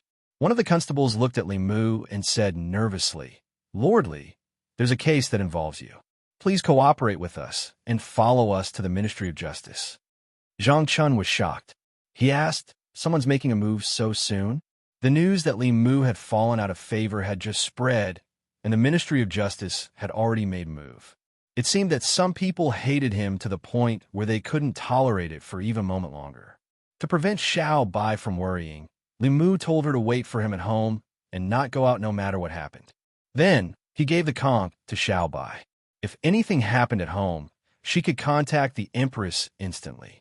After doing all this, he walked to the door again and said to the two constables, "Let's go." On the way to the Ministry of Justice, Li Mu asked the constable, "What case am I involved in?" The constable shook his head. "It's not convenient for me to reveal this. You'll know when you reach the Ministry of Justice." When he spoke to Li Mu, he was still cautious. The emperor's heart was unpredictable. Who knew if Li Mu had really fallen out of favor? If he was favored again in a few days, wouldn't the people who offended him be in big trouble? "Constable Li, where are we going?" "This is the direction to the Ministry of Justice." "Is Constable Li going to the Ministry of Justice to cause trouble again?" "Quick, quick, quick! Follow Constable Li." After so long, there's finally something to watch. Every time Li Mu went to the Ministry of Justice, there would be a large crowd of people following him. However, this time, he wasn't the one bringing criminals to the Ministry of Justice. He was the one being sued. Ministry of Justice. The director of the Ministry of Justice paced anxiously in the courtyard. He didn't want to take this case at all. It wasn't easy for him to build a good relationship with Li Mu. He didn't want to waste all his previous efforts. However, that woman had sounded the grievance drum of the Ministry of Justice. The commoners were all watching outside, so he had to accept it. A moment later, he walked to the assistant minister's office and bowed to Zhou Zhong, who was sitting behind the table. He said, "Sir Assistant Minister, this case involves Master Li. I am worried that there will be a wrong judgment. How about we let Sir Assistant Minister preside over this case?" Zhou Zhong stood up and said, "All right." Li Mu arrived at the Ministry of Justice and entered the court. He saw Zhou Zhong sitting at the front, and a woman kneeling at the front. The woman was in her early 20s. Her hair was messy, and her face was filled with fear. When she saw Li Mu, she retreated a few steps, and her eyes were filled with terror. This was the first time Li Mu had seen this woman, but she seemed to be very afraid of him. Zhou Zhong looked down at Li Mu and asked, "There is a case that involves Imperial Censorly. I will now ask you a few questions, and I hope you can answer truthfully." Li Mu said calmly, "Go ahead, Assistant Minister Zhou." Zhou Zhong said, "Where were you last night at midnight?" Li Mu said, "I was resting at home. Last night, he had been waiting for the Empress to fall asleep, and only slept very late." Zhou Zhong asked, "Is there a witness?" At midnight, Xiao Bai had already fallen asleep in her room. Li Mu shook his head and said no. Zhou Zhong said, "The person kneeling in front of the court is a woman from Yonghua Lane. She came to the Ministry of Justice today to report that she was raped at home last night at midnight. According to her, the person who raped her was you, Imperial Censorly. Do you have anything to say about this?" Li Mu looked at the woman and said, "I was at home last night and did not go out. It is even more impossible for me to go to Yonghua Lane and rape her. Why is this lady falsely accusing me?" Zhou Zhong looked at Li Mu and said, "If Lord Li has a clear conscience, can you allow me to perform a soul search?" A soul search was different from a soul search. Under a soul search, a person's memories would be flipped through without any secrets. A soul search was only used to ask specific questions and was most often used by the government during investigations. A soul search was useless against Li Mu. The art of tranquility could keep one's heart calm at all times. Not to mention Zhou Zhong, even the Empress could not use a soul search to find out the secrets in Li Mu's heart. He said directly to Zhou Zhong, "Assistant Minister Zhou's soul-searching technique is useless against me. There is no need to expend any more mana. Furthermore, under the circumstances where there is no evidence, it is against the law to search the soul of the accused. The accuser should produce evidence and not have the accused prove his innocence." Zhou Zhong thought for a moment and nodded. He looked at the woman again and asked, "Lady Su, you said that Censorly raped you last night. Do you have evidence?" Lady Su raised her head and said, "I saw it with my own eyes and experienced it personally. It is the evidence." Zhou Zhong looked at her and said, "Lord Li is an official of the Imperial Court. Since you want to accuse him, are you willing to accept a soul search? If you lie, I will punish you severely." Lady Su did not hesitate and said, "I am willing." Zhou Zhong walked down and pressed his palm on her head. The woman's gaze gradually became dazed. After a moment, Zhou Zhong waved his hand and images appeared in front of everyone in the court. Although these images were static, it was not difficult to see what had happened last night when they were all connected. The images were very clear. It was obvious that a masked man in black had barged into the woman's house and violated her. At the critical moment, the woman pulled off the black cloth covering the man's face. Under the black cloth was Li Mu's face. Zhou Zhong looked at Li Mu and asked, "Censorly, do you have anything else to say?" Li Mu did not explain anything. He only said, "I believe that the Ministry of Justice will clear my name." Zhou Zhong said, "Although this case cannot be concluded, Lord Li, you are a major suspect. I'm afraid I can't let you leave the Ministry of Justice so easily. Men, take Li Mu into custody for now. After I investigate this case, I will try him again." Two constables walked forward and said, "Lord Li, please." In the court, the director of the Ministry of Justice had a look of disbelief. He said, "That's impossible. I've seen the girl by Constable Li's side. She is 1,000 times more beautiful than this woman. How could Constable Li give up what is close at hand for what is far away?" One of the constables said, "That's not necessarily the case. How can a domestic flower be as fragrant as a wildflower? Some people might just like that." The director of the Ministry of Justice looked at Li Mu's back as he calmly left. Even important officials of the court would rarely be so calm when faced with a case like this. He was almost certain that Li Mu had a motive for being so calm. Zhou Zhong walked out of the court and was about to return to the yamen when a shout came from behind him. "Stop!"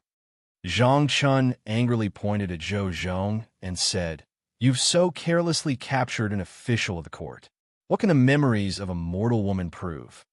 Zhou Zhong asked calmly. The person who violated the woman looked exactly like Censor Li. Doesn't that prove anything? What does that prove? Zhang Chun snorted coldly and said, If I were to become Assistant Minister Zhou and do evil deeds, would you be blamed for the crime as well? Zhou Zhong asked. Lord Zhang, are you implying that a Realm 6 expert disguised himself as Censor Li to violate a woman and frame him for it? If Lord Zhang has Realm 6 cultivation and wants to frame me, the Imperial Clan Temple can use this as a reason to imprison me. Before the truth is out, I have nothing to say. Zhang Chun said, Transformation techniques don't necessarily require Realm 6 supernatural powers. Transformation talismans and transformation pills can also transform the body and disguise one's appearance. Zhou Zhong asked, Would someone use a heaven-grade Fulu and heaven-grade medicinal pill to frame Censor Li? Zhang Chun said coldly, Lord Li is dedicated to the people and offended all the officials of the fairies' capital. There are countless people in the fairies' capital who want to harm him. This is very likely, Zhou Zhong nodded and said, We can't rule out this possibility. However, we'll only know the truth after the Ministry of Justice's investigation. Zhang Chun flicked his sleeves and left. At this moment, the onlookers outside the Ministry of Justice were still discussing. Constable Li has been in there for so long. Why hasn't he come out yet? I don't know what happened either. Sigh, someone's coming out. A constable from the Ministry of Justice walked out and waved at the crowd. He said, What are you all doing here? Disperse, disperse. Some of the people went up and asked what happened in there. Why hasn't Constable Li come out yet? Constable Li? The constable smiled disdainfully and said, To tell you the truth, I'm afraid Constable Li won't be coming out this time. What? What the hell is going on? Why can't Constable Li come out? Tell us clearly, or we won't leave today. Seeing that the crowd was getting more and more agitated, the constable was worried that the officials would hold him accountable if things got out of hand. He hurriedly said, Your Constable Li is involved in a case of rape and has been sent to the Ministry of Justice's prison. Don't crowd around here. Disperse, disperse. As soon as he finished speaking, the onlookers were stunned for a moment before an even bigger commotion broke out. King Bulsh T. How dare you insult Constable Li? Constable Li isn't that kind of person. The Ministry of Justice must be trying to frame Constable Li. Dog official, Constable Li is such a good person. How dare you frame him? Everyone shout with me. Release him, release him. Release him. Release Constable Li. Inside the Ministry of Justice, hearing the deafening shouts outside, the constable of the Ministry of Justice sighed. If the people of Fairy's capital could treat me like this one day, my years as an official would have been worth it. An old official from the Ministry of Justice sighed. The person behind this is really scheming. No one knew about this at first, but with this commotion, everyone in Fairy's capital will know about it very soon. At that time, some people will definitely believe it. It's easy to ruin one's reputation, but it's hard to build one's reputation. If you want to kill someone, you have to go for their heart first. In a certain mansion in the North Court, a continuous conversation could be heard from a room. When the sound reached the door, it seemed to be blocked and absorbed by something and completely disappeared. Is that woman all right? She'll be fine.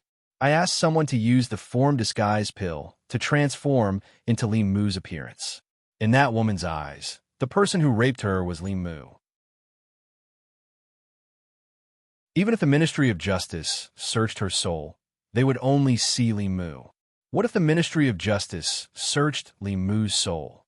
He's a cultivator and can tamper with his memories. Even if the Ministry of Justice searched his soul, the results wouldn't be enough to use as evidence. That woman is immortal, so her memories are more credible. But there will still be flaws. That's not important. Whether there are flaws or not depends on whether Li Mu is still favored or not. If His Majesty no longer protects him, he can be sent to his death with any random reason after a short silence. A gnashing voice could be heard from the room. He must die. Outside the Ministry of Justice. The people shouted for a while, but there was no response from the Ministry of Justice. Gradually, they fell silent. When Constable Lee worked for the people, he was fearless. No matter if the other party was an official or a noble, or even the high and mighty academy, he would always seek justice for the people. However, when he was imprisoned in the Ministry of Justice and the people wanted to seek justice for him, they realized that there was nothing they could do other than stand at the entrance of the Ministry of Justice and shout weakly, "Constable Lee can't be such a person. Someone must be framing him. He has offended too many people for the sake of the people. How can these people tolerate him? I heard that Constable Lee has fallen out of favor with His Majesty. Perhaps that's why those people attacked Constable Lee. But why did Constable Lee fall out of favor? He has always worked for the people and for His Majesty." The expressions on the people's faces changed from helplessness to worry. At this moment, someone in the crowd suddenly said, "You may know a person for a long time without understanding his true nature. Perhaps that Li Mu has always been pretending. This is his true nature. Otherwise, why would the Ministry of Justice arrest him?" As soon as that person finished speaking, someone grabbed him by the collar and pulled him out of the crowd. A burly man lifted him up and glared at him. He shouted, "Who do you think you are? How dare you speak of Constable Lee like that?" When Constable Lee was beating up those hedonistic villains and abolishing the Silver Penalty Act for the people, where were you? When Constable Lee struck young Ruffian Joe with lightning and made the decision for that pitiful family, where were you? When Constable Lee fought against the 3 major academies and cried out for the countless victims in Fairy's capital, where were you? Now that Constable Lee is being framed, you jump out. Tell me, are you hired by the person who framed Constable Lee? What are you trying to do by slandering Constable Lee? It would have been better if that person didn't speak. Once he did, the indignant anger in the people's hearts finally found an outlet. In the past 3 months, Li Mu had used his actions to prove what kind of person he was. No one in Fairy's capital had the right to criticize him. Although they were in the great Zhou's capital of Fairy's capital, they had always been shrouded in darkness. It wasn't until Li Mu's appearance that the people finally saw a ray of light. Li Mu shone brightly in the hearts of the people of Fairy's capital. The only thing more dazzling than him was the sun in the sky. At this moment, he was being framed, and someone was taking advantage of the situation to sow discord. This completely enraged the people who were already angry. In an instant, the people punched and kicked. The person who slandered Li Mu was immediately buried in their punches and kicks. If it weren't for the bailiffs from the Ministry of Justice who saw that something was wrong and stepped out to stop them, there would have been another tragic case in front of the Ministry of Justice before Li Mu's case was over. Because of the commotion in front of the Ministry of Justice, this case that was originally limited to the Ministry of Justice quickly spread. In the past few months, every incident related to Li Mu was at the heart of the storm in Fairy's capital. Naturally, his case spread very quickly. When the people of Fairy's capital heard this, they were naturally worried. However, there was nothing they could do. They could only silently march in front of the Ministry of Justice to express their protest. However, in the southern and northern courtyards, there were many voices that were different from the voices of the people. "Ha, Li, to think that you would have such a day. When you bullied my grandson, you didn't think that you would have such a day, right? In the past, you had His Majesty protecting you. This time, without His Majesty, I'd like to see how you'll die. Before I could do anything, someone else beat me to it. I wonder who hates him so much. Could it be the Zhou family?" In the past 3 months, the officials and nobles of Fairy's capital, regardless of whether they were from the new or old parties, had formed grudges with Li Mu. When they heard that Li Mu had been imprisoned, they all clapped their hands in joy. They couldn't even be satisfied with hearing about Li Mu's tragic case from others. Many of them personally came to the Ministry of Justice to see for themselves. This undoubtedly made them even happier. Faced with the officials and nobles who wanted to visit Li Mu, the director of the Ministry of Justice was in a difficult position. Of course, they could visit the prison. However, the Ministry of Justice had a rule that not everyone could visit the prison. There were rules regarding the identity of the person who visited the prison and the time of the visit. In principle, the relatives and friends of non-criminals were not allowed to visit the prison. However, The people who came to the Ministry of Justice were either officials or nobles. He couldn't afford to offend all of them. He walked to the assistant minister's office and asked Zhou Zhong, "Lord Assistant Minister, these people outside all want to visit the prison. Should we reject them?" "No need." Zhou Zhong waved his hand and said, "If they want to visit, let them. However, each visit can only be 2 people at most. They can't stay for more than half an hour." Since the assistant minister had spoken, the director of the Ministry of Justice didn't say anything else. He nodded and said, "I'll make the arrangements now." The prison of the Ministry of Justice. In a neat and tidy prison cell, Li Mu stood in the middle of the cell. This was his first time in the Ministry of Justice's prison. Compared to the county and provincial yamen, the prison of the Ministry of Justice was cleaner and tidier. There wasn't any odor in the prison either. Zhou Zhong had arranged a good cell for him. The inside of the cell was spotless. Li Mu had wanted to use his spells to clean it up, but later found that there was no need. He wasn't shackled, and his mana wasn't restricted. If he really wanted to leave, the prison of the Ministry of Justice wouldn't be able to hold him. However, he wasn't in a hurry to leave. He wanted to know who was so impatient that they were willing to use Fulu and pills just to frame him. Footsteps came from outside. 2 people appeared outside the cell. One of them was someone Li Mu had seen before. It was the vice director of the Ministry of Revenue, Wei Teng. The other person was someone Li Mu didn't recognize. The person stood outside the cell and took the initiative to introduce himself. "Lord, they may not know who I am. Let me introduce myself. I am the director of the Ministry of Rights, Zhu Qi. Zhu Tsong is my son." Li Mu had already noticed that this person looked similar to Zhu Kong. He glanced at the 2 of them and asked, "What are you doing here?" Zhu Qi said, "I was shocked to hear that Lord Li was imprisoned. I wanted to come and take a look." Wei Teng quickly followed and said, "Lord Li is a pillar of the country and a favorite of His Majesty. How could he do such a despicable thing? If you need any help, just ask. I won't help you." "Ha ha." Wei Teng looked at Li Mu in the cell and laughed happily. His hatred for Li Mu was even greater than Zhu Qi's. Because of Li Mu, he lost his nephew. His only younger brother lost his son. Since then, he was unable to recover from the setback and cut off all contact with him.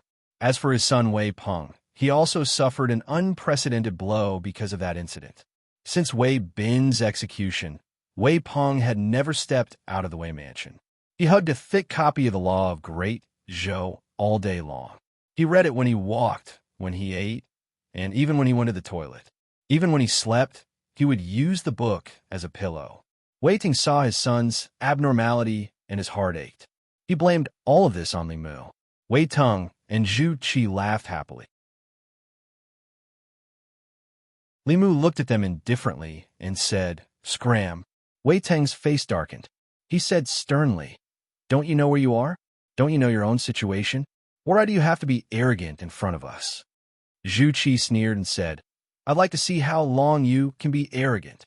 At this moment, a prison guard walked in and said to the 2 of them, "Lords, it's time to visit the prisoners." The 2 of them looked at Li Mu mockingly again and turned to leave. Li Mu watched the 2 of them leave. He shook his head and said in a low voice, They were not the ones who framed him." Soon, another person walked in from outside. It was an old man with white hair and a face full of wrinkles. As soon as he entered the cell, he looked at Li Mu and said, "Lord Li, do you know me?" Li Mu glanced at him and asked, "Who are you?" The old man snorted and said, "I'm the deputy of Taichung Temple. 2 months ago, you beat up my grandson 3 times and broke 5 of his ribs.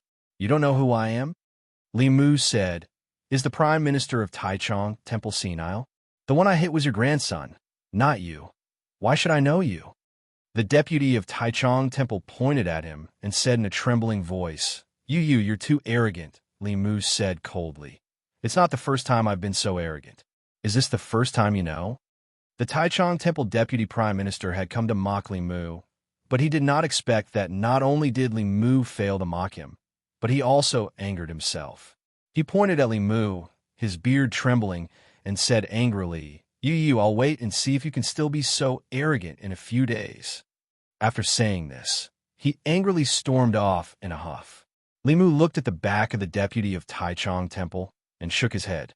He said, "Not really. The director of the Ministry of Rights, the minister counselor of the Ministry of Revenue, and the deputy of Taichung Temple were the first to mock him. Obviously, they were not the ones behind the scenes." Li Mu sighed as he stood in the prison cell. Usually, he did not care. It was only at times like this that he realized how many enemies he had in Chengdu. There were so many that he did not even know who the mastermind was. A voice came from the door again, and Li Mu's gaze followed it. His enemies in Chengdu were honest. They seemed to be afraid that they would come too late. After Li Mu was released from prison, they came to the Ministry of Justice one after another to sightsee. The two people who came this time were both women, and they weren't young either. One of them had a rather charming figure, and was a young woman around 30 years old. The other person was even older and didn't even have a hint of charm. The two of them did not come close. They only glanced at Li Mu from afar and turned to leave without saying a word. The woman next to the young woman looked at Li Mu with a gaze filled with bone-deep hatred. Li Mu could feel a strong resentment and malice from her. Her disgust for Li Mu was even greater than that of the other three combined. Li Mu's eyes flashed. He sensed something and looked at the prison guard. He said, "You come over here." The prison guard at the door ran over quickly and asked anxiously, "What do you want?" Li Mu glanced at him and asked, "Who are the two women who came in just now?" The prison guard shook his head and said, "I don't know. Go and ask." "Do you think you?" The prison guard was indignant. After exchanging glances with Li Mu, he could not help but tremble and run out quickly. After a while, he ran back in and said, "I asked. It's the fourth madam of the Zhou family and the wife of the Minister of Rights." The wife of the Minister of Rights is the daughter of the fourth madam of the Zhou family. Director Zhou. Li Mu said the name softly. His guess was confirmed. There were many people in the divine capital who hated him, but Zhou Ting and his wife were definitely two people who hated him to the core. Their only son had died at the hands of Li Mu. Li Mu had always been wary of Zhou Ting, but after Zhou Ting left office, he stayed in the Zhou family and did not leave. Li Mu thought that he was plotting a bigger scheme, but he did not expect that the first to act would be his wife. Since he had found a mastermind, there was no need for him to stay in the Ministry of Justice. He looked at the prison guard again and said, "Call Zhou Zhong over." The prison guard did not dare to talk back this time and ran out. Not long after, Zhou Zhong walked slowly into the prison. He looked at Li Mu and asked, sincerely, "Do you have anything else to say?" Li Mu said indifferently, "That woman's matter has nothing to do with me. Someone framed her." Zhou Zhong shook his head and said, "Lord Li's one-sided statement cannot be used as evidence." Li Mu asked, "Did the person who raped that woman succeed?" Zhou Zhong said, "That woman from the Su family had her chastity taken last night." Li Mu looked at him and said, "If that's the case, then this case cannot be done by me." Zhou Zhong asked why. Li Mu's face showed a trace of unnaturalness. He said, "Because this official hashtag at Yin asterisk." Zhou Zhong took a step forward and tilted his ear. He said, "I didn't hear you clearly. Please repeat yourself, Lord Li." Li Mu's forehead darkened. He gritted his teeth and said, "Because this official's primordial yang is still there." Zhou Zhong's expression was clearly stunned. Not only him, but even the prison guard was stunned. The two of them had never imagined that Li Mu would be able to use such a reason to clear himself of suspicion. But when they thought about it carefully, it seemed that no testimony would be as powerful as this one. This was a special case to begin with. That woman had been raped and her chastity taken. Naturally, the criminal had done something indescribable with her.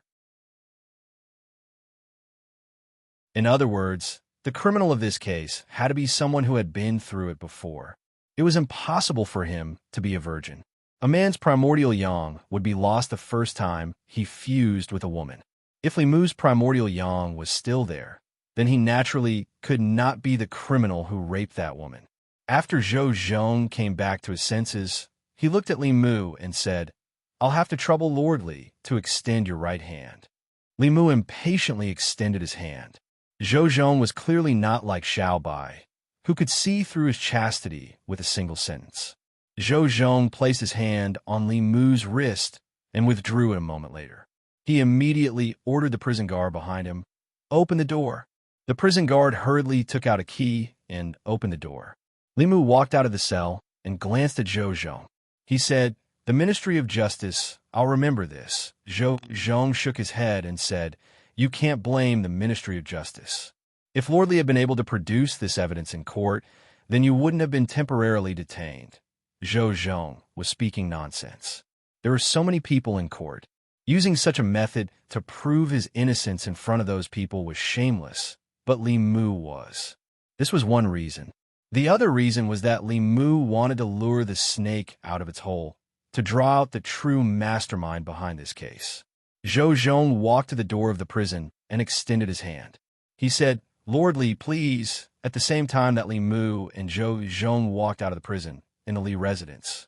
Xiao Bai was anxiously pacing around in the courtyard. Although she didn't go out, she still heard the people outside talking about the matter.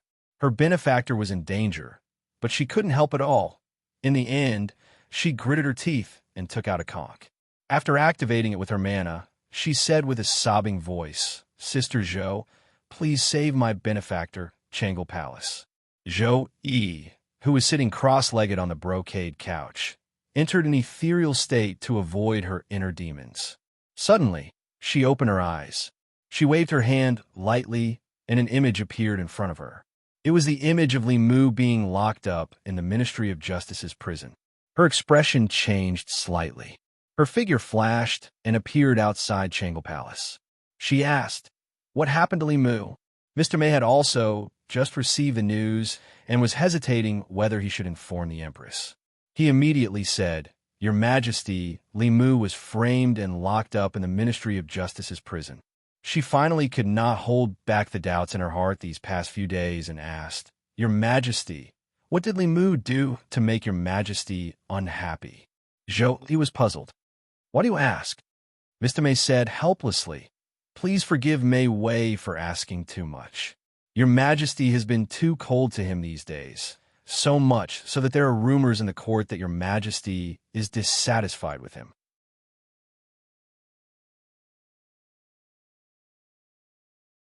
No one expected that Li Mu would be able to escape so quickly.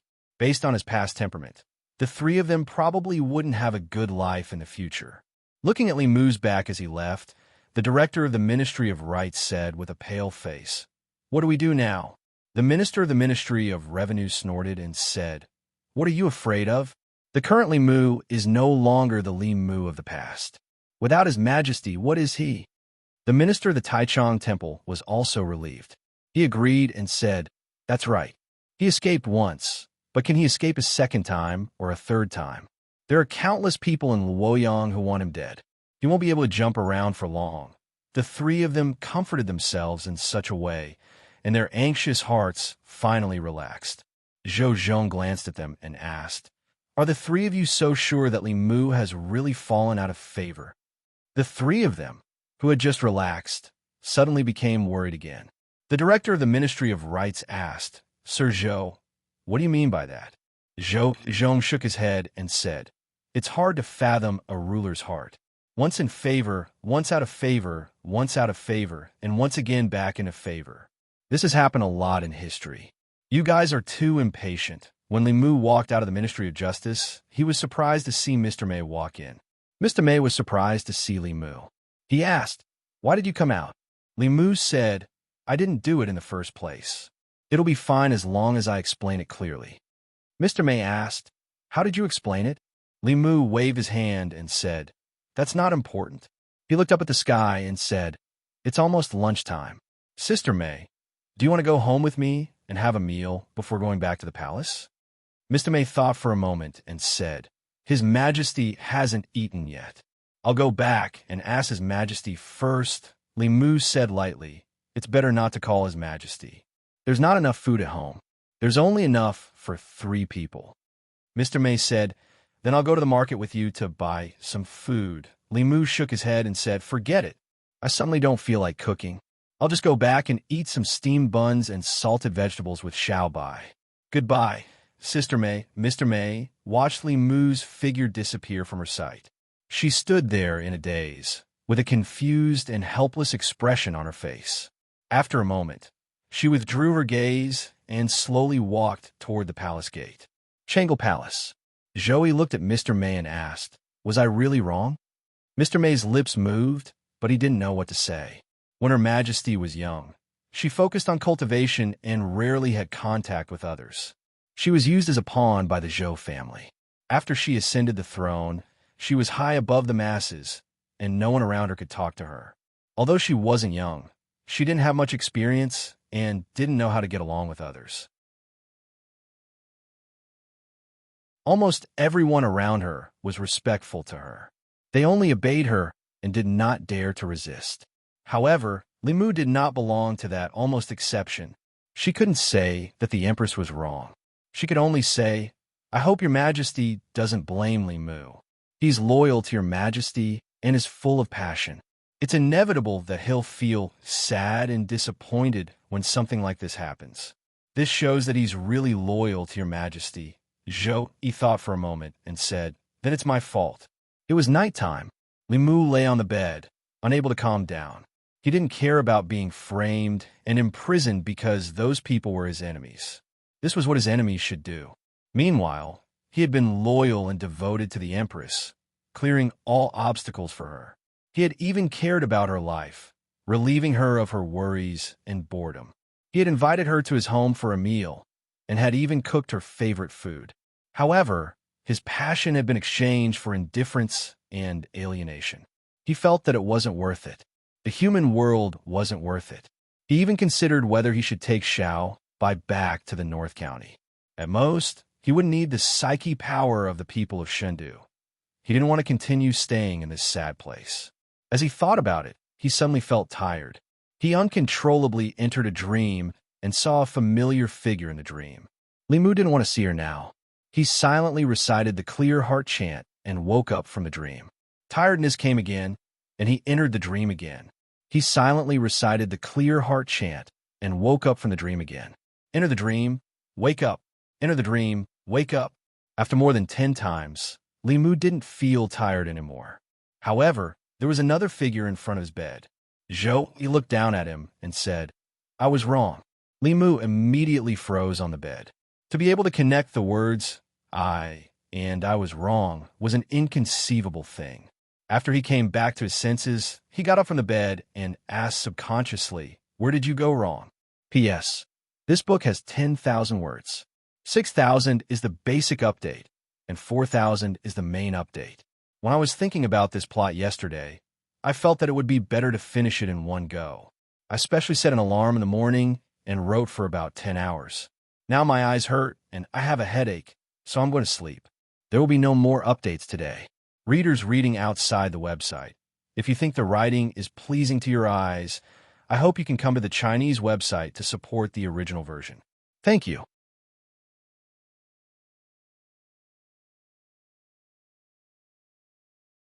Chapter 296.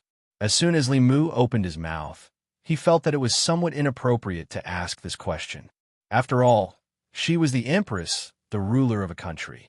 He could not treat the Empress like Lu Hanyan. However, he thought about it again. What was wrong with the Empress? Was it natural for the Empress to do something wrong? He was loyal to her, not because she was the Empress, nor was it because she was beautiful. It was only because she had obtained his approval. If she didn't know where she went wrong this time, it was very likely that she would do it again next time. She could always be cold to him, and she could also always be warm to him, but she couldn't always be hot and cold to him. Limu was working for her, not in love with her. What was this? Zhou stood in front of the bed and thought for a while. She then said, "It was my fault for not being considerate enough and giving some people in the court an opportunity to take advantage of me and bring you so much trouble." She did not understand the main point of the matter. Limu gently shook his head and said, "I am not afraid of trouble, nor am I afraid of any enemy. As long as your Majesty is behind me, even if my enemy is the entire court or the entire world, so what? What I am afraid of is that for your Majesty and the great Zhou, I will make the entire world my enemy. But when I turn around, I will find that there is no one behind me in the darkness." Zhou Yi's gaze was somewhat absent-minded. She had never thought that someone would make the entire world his enemy for her. But after thinking about it, she realized that in the past few months, Li Mu had indeed done this. But what had she done? She had abandoned him and left him to face countless enemies alone. The reason he had so many enemies was not because of himself, but because of the great Zhou, because of her. Li Mu looked at the silent Zhou Yi and asked, "I would like to ask your majesty if I have done something to make your majesty unhappy. If I have offended your majesty, would your majesty please make it clear? Even if your majesty wants me to die, please let me die with a clear understanding. Do not let me be muddle-headed. No, no." Zhou, he couldn't tell the truth in front of Li Mu. He could only say, yes, it was Zhen who encountered an inner demon. These days, Zhen has been suppressing the inner demon and has no time to care about other things. Therefore, Zhen neglected you. Li Mu was stunned for a moment. Then, shock appeared on his face. Her Majesty was a seventh realm transcendent cultivator. The inner demons of a cultivator of this level were extremely terrifying. Once the inner demons were born, their cultivation would be stagnant. This was already the best outcome. If it was more serious, his cultivation would regress, his mind would be affected by his inner demons, or he might even die. Then, he breathed a sigh of relief. So it was only the Empress suppressing her inner demons. He had thought that he had fallen out of favor. It was a misunderstanding, a misunderstanding. It's not a big deal. He raised his head to look at the Empress and said, "Your Majesty, please recite with me. Your heart is as clear as ice. You will not be alarmed even if the sky collapses. You will remain steadfast. You will be happy and calm. You will not be stained by dirt. You will not be stained by vulgar things." In the end, the reason why inner demons were born was because the mind was in chaos. The art of tranquility was used to calm the mind. It wasn't just for inner demons. Soul manipulation arts, illusion arts, seduction arts, dream invading arts, and other arts that could affect one's mind to perform arts were all trash in front of the art of tranquility. Although this wasn't the most basic way to suppress inner demons, it was very effective in avoiding them. Heart is as clear as ice. You will not be alarmed, even if the sky collapses. Zhou, he didn't understand, but she still recited a few words in her heart with Li Mu. Then, a look of surprise appeared on her face. Ever since she came here, she had been suppressing the throbbing in her heart and suppressing the inner demons. With her seventh realm strength, it was still a bit difficult for her to completely suppress the inner demons. But after reciting a few words, the throbbing in her heart calmed down. This was obviously a spell that could quickly calm the mind. There were many spells for calming the mind in both Buddhism and Taoism. The royal family also had many secret spells. These days, Zhou Yi tried them one by one, but they didn't have much effect. Only the few spells that Li Mu taught her had an immediate effect. Her heart immediately calmed down, and she no longer felt the throbbing of her inner demons. Li Mu looked at Zhou Yi and asked, "Your Majesty, are you feeling better?" Zhou Yi nodded and said, "Much better." Li Mu explained, "The art of tranquility can calm one's mind under any circumstances, but using it to suppress one's inner demons is still a temporary solution. Your Majesty, if you want to completely solve your inner demons, you have to start from the source." Zhou Yi said unnaturally, "I know. To start from the source, she had to start from Li Mu. But how should she start?" She was silent for a while, then looked at Li Mu again and said, "From now on, I will always stand behind you. No matter what you encounter, just do it. You have me." With these words, Li Mu was much more relieved. But he couldn't help but regret and blame himself for misunderstanding the Empress. He had almost wronged her. At this time, Zhou Yi asked again, "Do you know who set you up?" Li Mu said, "Someone changed into my appearance, defiled that woman, and framed me. If it wasn't a Dongshin master, then someone used a transformation talisman and a false form elixir." The false form divine power could change one's body into a man or a woman, big or small, or a divine bird or a strange beast. It could only be used by see-through Xian stage cultivators who had a profound cultivation base. This was not a simple illusion, but an essential change from the inside to the outside. It was a great magical power beyond the understanding of ordinary people. The Dongxian magical power was extremely difficult to carve fulu and refine elixirs. Therefore, it was extremely rare and ranked in the heavenly realm. The heavenly realm fulu and elixirs were extremely difficult to carve and refine because of the precious materials. Most cultivators would choose to use them for attack or defense. This kind of fulu or elixir that didn't have great power but had special uses was even rarer. The Empress shook her head slightly and said, "It can't be Dongxian. There are not many masters in Dongxian. If they did, I would have sensed it. Someone must have used a false form fulu or elixir. Do you have any suspects?" Limu nodded and said, "I suspect it was Zhou Chu's mother. She has been holding a grudge against Zhou Chu for what happened last time. I saw her today in the prison of the Ministry of Justice." Fourth aunt, the Empress sighed softly and said, "She is my family. I can't tell if she has anything to do with this." Old Wang once said that no one could predict everything. There were many limitations in the art of divination. The closer one was to the person, the less accurate the result would be. Most of the time, the result of divination was only a sign or a feeling. It couldn't be confirmed at all. Even though Zhou Ting's wife wasn't related to the Empress by blood, they were still related by blood. Li Mu pondered for a moment before continuing. In the prison of the Ministry of Justice, the wife of the Assistant Minister of the Ministry of Rights was with her. The Empress counted with her fingers, and her face gradually turned cold. She said in a low voice, "It is indeed him." She looked at Li Mu gently and said, "Don't worry. I will get justice for you." Li Mu slept soundly that night. He no longer resented the Empress. What the Empress said later made him feel completely at ease. He even dreamed of the Empress in his dream. It wasn't the Empress who entered the dream, but Li Mu who dreamt of his own accord. If the Empress used the dream entering technique to invade Li Mu's dream, she would be able to see that there was another her in the dream. Li Mu originally enjoyed this dream very much. In the dream, he and the Empress relied on each other to keep each other warm. She supported Li Mu from behind, and Li Mu cut through all obstacles for her. He swept away all obstacles in the imperial court, subdued the Yao nation, pacified the ghost realm, suppressed the dragon race of the four seas, conquered the barbarians, and unified the countries of the Zhu continent. He also opened up new territory for the Great Zhou, conquered the 10 continents and 3 islands, and completed the unification of the world. He made the 10 continents live in peace, and all the countries pay homage to him. Then, the Empress conferred him the title of Empress. When the officials attended court, he often accompanied the Empress. After court, he nestled in her arms with a shy face. No. Li Mu suddenly woke up from his dream. He sat up on the bed and looked around. Thinking about the dream just now, his face was full of shock.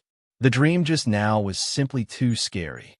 In the dream, not only did he have to be a cow or a horse for the Empress, he even had to sleep with her. Which normal man would want to marry an Empress? But then again, although her status was high and she was powerful, it wasn't impossible for her to be a wife. In this day and age, which wife could not be unreasonable, admit her mistakes, and protect her husband? She was rich and powerful. Although she wasn't gentle and considerate enough, she was able to put down her pride and identity to take the initiative to admit her mistake instead of being unforgiving and unreasonable. Such a woman was hard to find even if one searched for a lantern. As Li Mu thought about it, he suddenly slapped himself and said angrily, "Bah, scumbag!" Lu Hanyin was still in the North County, but he actually had such thoughts about the Empress. He really shouldn't have. After reflecting on himself for a while, Li Mu got up and washed up with Xiao Bai's help. The 2 ghosts had already prepared breakfast. After Li Mu finished eating, he went to the palace and prepared to go to court. At the entrance of the palace, the morning court had not started yet. The officials were already waiting outside the palace. In a line of officials, many people were discussing what happened yesterday. Li Mu was arrested and sent to the Ministry of Justice. Although they did not know why he was released later, the Empress did not interfere from beginning to end. What did this mean? It meant that Li Mu's fall from grace was very likely true. A few days ago, when the news of Li Mu's fall from grace spread like wildfire, many of them had been observing the situation from afar. After all, the Empress's heart was unpredictable. No one knew whether Li Mu's fall from grace was true or false. If the news was wrong, they would be impulsively attacking Li Mu and angering the Empress. Wouldn't they be courting death? Everyone was waiting for the first person to test the waters. They did not expect that someone would be so impatient. It had only been a few days, but they could not wait to attack Li Mu. This gave them a chance to verify it. Although Li Mu was released from the Ministry of Justice yesterday, he seemed to have used some method to prove his innocence. The Empress did not say anything about what had happened to him. This had already sent out a strong signal to everyone. If someone used this method to prove that the Empress did not care about Li Mu, he would be removed from the divine capital in less than a month. He would never appear in front of everyone again.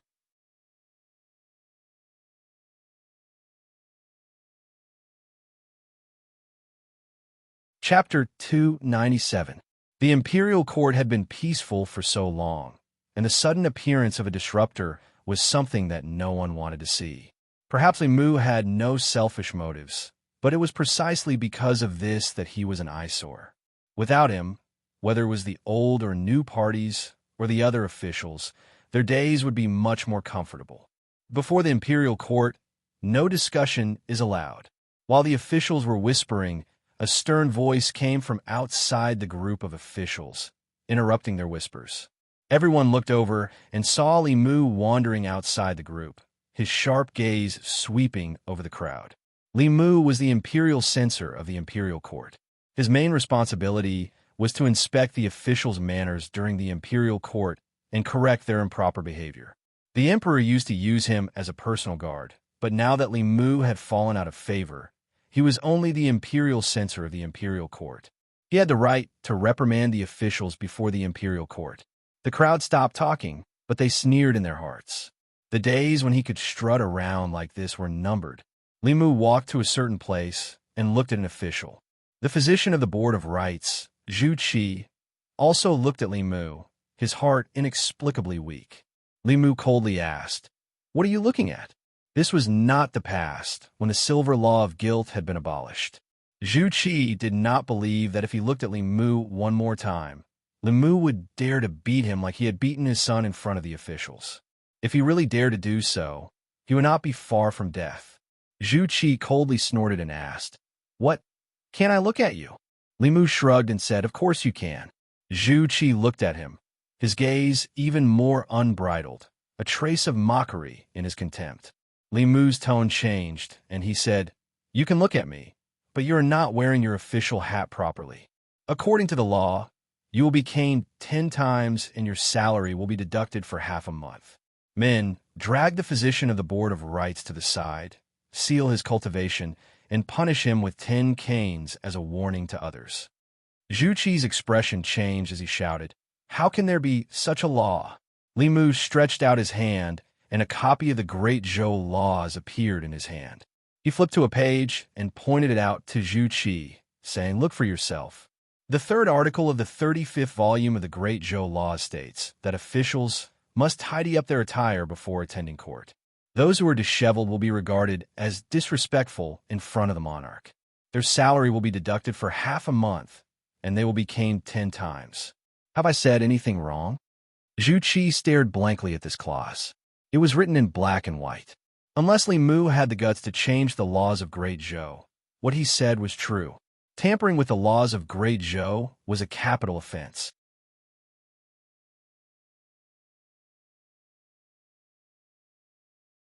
Wei Tang's official hat was properly worn and his clothes were neat. But his efforts didn't let him down. Li Mu still found a stain on his sleeve. Li Mu looked at him and said, "Lord Wei, the official robes you are wearing aren't just official robes. They are also the symbol of the Great Zhou, the face of the court. The previous emperor requested that when the officials go to court, Their clothes must be neat and tidy, and their official robes must not be stained. Have you forgotten? The two guards who had punished Zhu Qi had already returned. Li Mu looked at Wei Tung, his expression gradually becoming cold. He said, "Forfeit your salary for half a month, 10 strokes of the cane." After the two guards examined him, they also took Wei Tung away. Li Mu continued forward. The director of the Ministry of Justice lowered his head to look at a conspicuous hole in his official robes. Sweat began to seep out of his forehead. The director of the Ministry of Rights just didn't wear his hat properly, and the vice director of the Ministry of Revenue just had a stain on his sleeve, yet he was already beaten 10 times. His official robes had a hole. He had lost the face of the court. Wouldn't he be beaten at least 50 times? He looked at Li Mu out of the corner of his eye and found that he had already walked in front of him.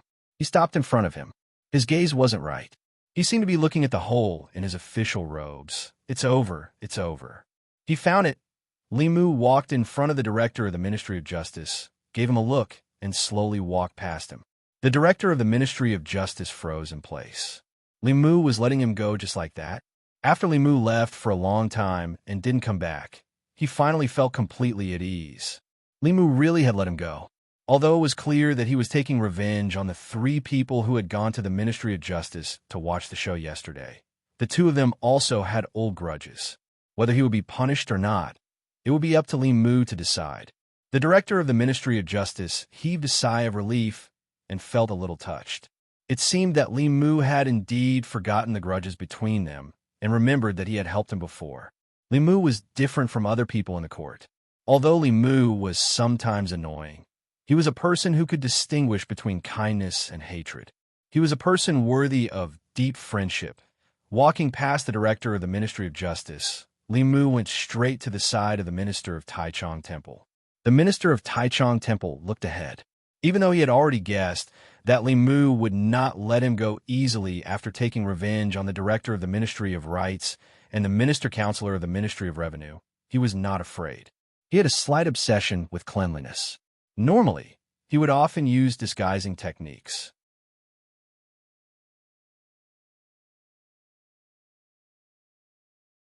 As the Assistant Minister of Justice, he abused his power and imprisoned Imperial Censor Li Mu on a groundless charge. Where is the dignity of the law? Li Mu was comforted. Elder Zhang was his only true friend in the entire court.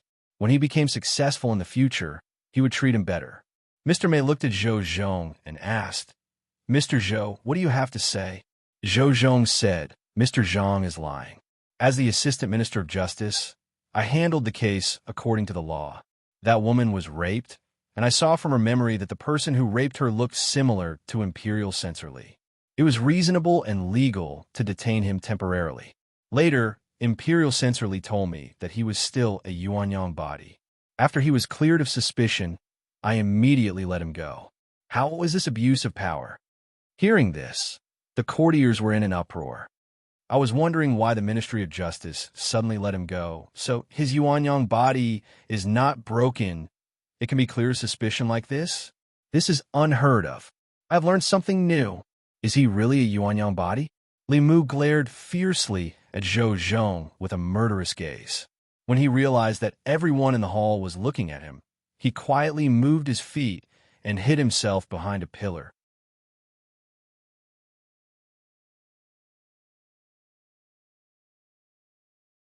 Chapter 298. In Crepe Myrtle Palace, Li Mu hid behind a pillar, wishing he could tear Zhou Zhong's mouth apart. He still had his yang energy. Not only did he not feel ashamed, he even felt a little proud. If it weren't for the fact that his primordial yang was still there, how could this case be explained so quickly? But pride was one thing. Pride and making the case known to the whole world were 2 different things. That damned Zhou Zhong. He had been a bachelor for decades. Why did he have to criticize him? After Zhang Chun's incident, the order in the imperial court was a little chaotic. Many people knew that Li Mu was sent to the Ministry of Justice's prison yesterday and later came out. But they only knew the result, not the process. Some people even guessed that His Majesty had secretly instructed the Ministry of Justice. If that was the case, whether Li Mu had fallen out of favor would have to be reevaluated. But then again, this case was really a disaster. No matter how many people hated Li Mu, they had to admit that he was as handsome as Cui Ming. He was the most handsome man in the divine capital. If he was willing, countless women would throw themselves at him and be his groom every night. But the truth was that such a person was just a virgin. Even the person who framed him must not have thought of this. Otherwise, he would not have framed Li Mu for rape. Today's morning court session ended quickly. To everyone's surprise, His Majesty did not say a word about Li Mu's being framed. This confirmed a conjecture.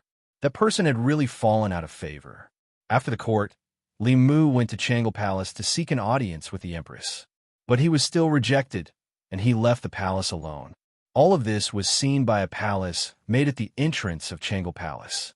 The officials in the palace, such as the palace secretary and the minister of the 3 provinces, also saw Li Mu's lonely figure leaving the palace. This news quickly spread to all the residences in the north and south courtyards. Zhu residence. Zhu Qi was lying on his bed. In the morning, his cultivation had been restricted, and he had been caned 10 times. He had just taken a medicinal pill to treat his injuries. When he heard the news, he immediately sat up in bed and gritted his teeth. Li Mu, just you wait. Then a scream came from the room, followed by the sound of something heavy falling on the bed. Wu Manor. Although the old Taichung Temple deputy had supernatural powers and cultivation base, his cultivation base was limited when he used the cane. He endured 10 canes with his old bones. At this moment, he was also lying on the bed and asked, "Is what you said true?" A middle-aged man said, "It's absolutely true." He was framed, and the Empress didn't say anything. This time, he must have really fallen out of favor. Taichung Temple's deputy prime minister said gloomily, "When I recover in 2 days, it will be the time of Li Mu's death." Wei Estate. Wei Tung was limping around in the courtyard. He had taken some medicinal pills and used Fulu. His injuries were much better now. When he heard about what had happened after the court was dismissed, he was overjoyed. This would be the last time he suffered a loss at the hands of Li Mu. As long as the emperor no longer protected him, with the power of the old party, Li Mu would be at their mercy. Ministry of Rights Assistant Minister's Estate. A woman said hatefully, "I didn't succeed last time. This time, I'll make sure she dies without a complete corpse." The news that Li Mu had fallen out of favor caused quite a stir among the officials and nobles. In front of the Li Manor, Zhang Chun knocked on the door with a worried expression. This time, he was really panicking. Li Mu had been framed, but the emperor was indifferent. After the court was dismissed, he went to see the emperor, but was rejected. The matter was much more serious than he had imagined. He didn't want to live in a big house with 5 entrances. He also didn't want to have a group of maids and servants.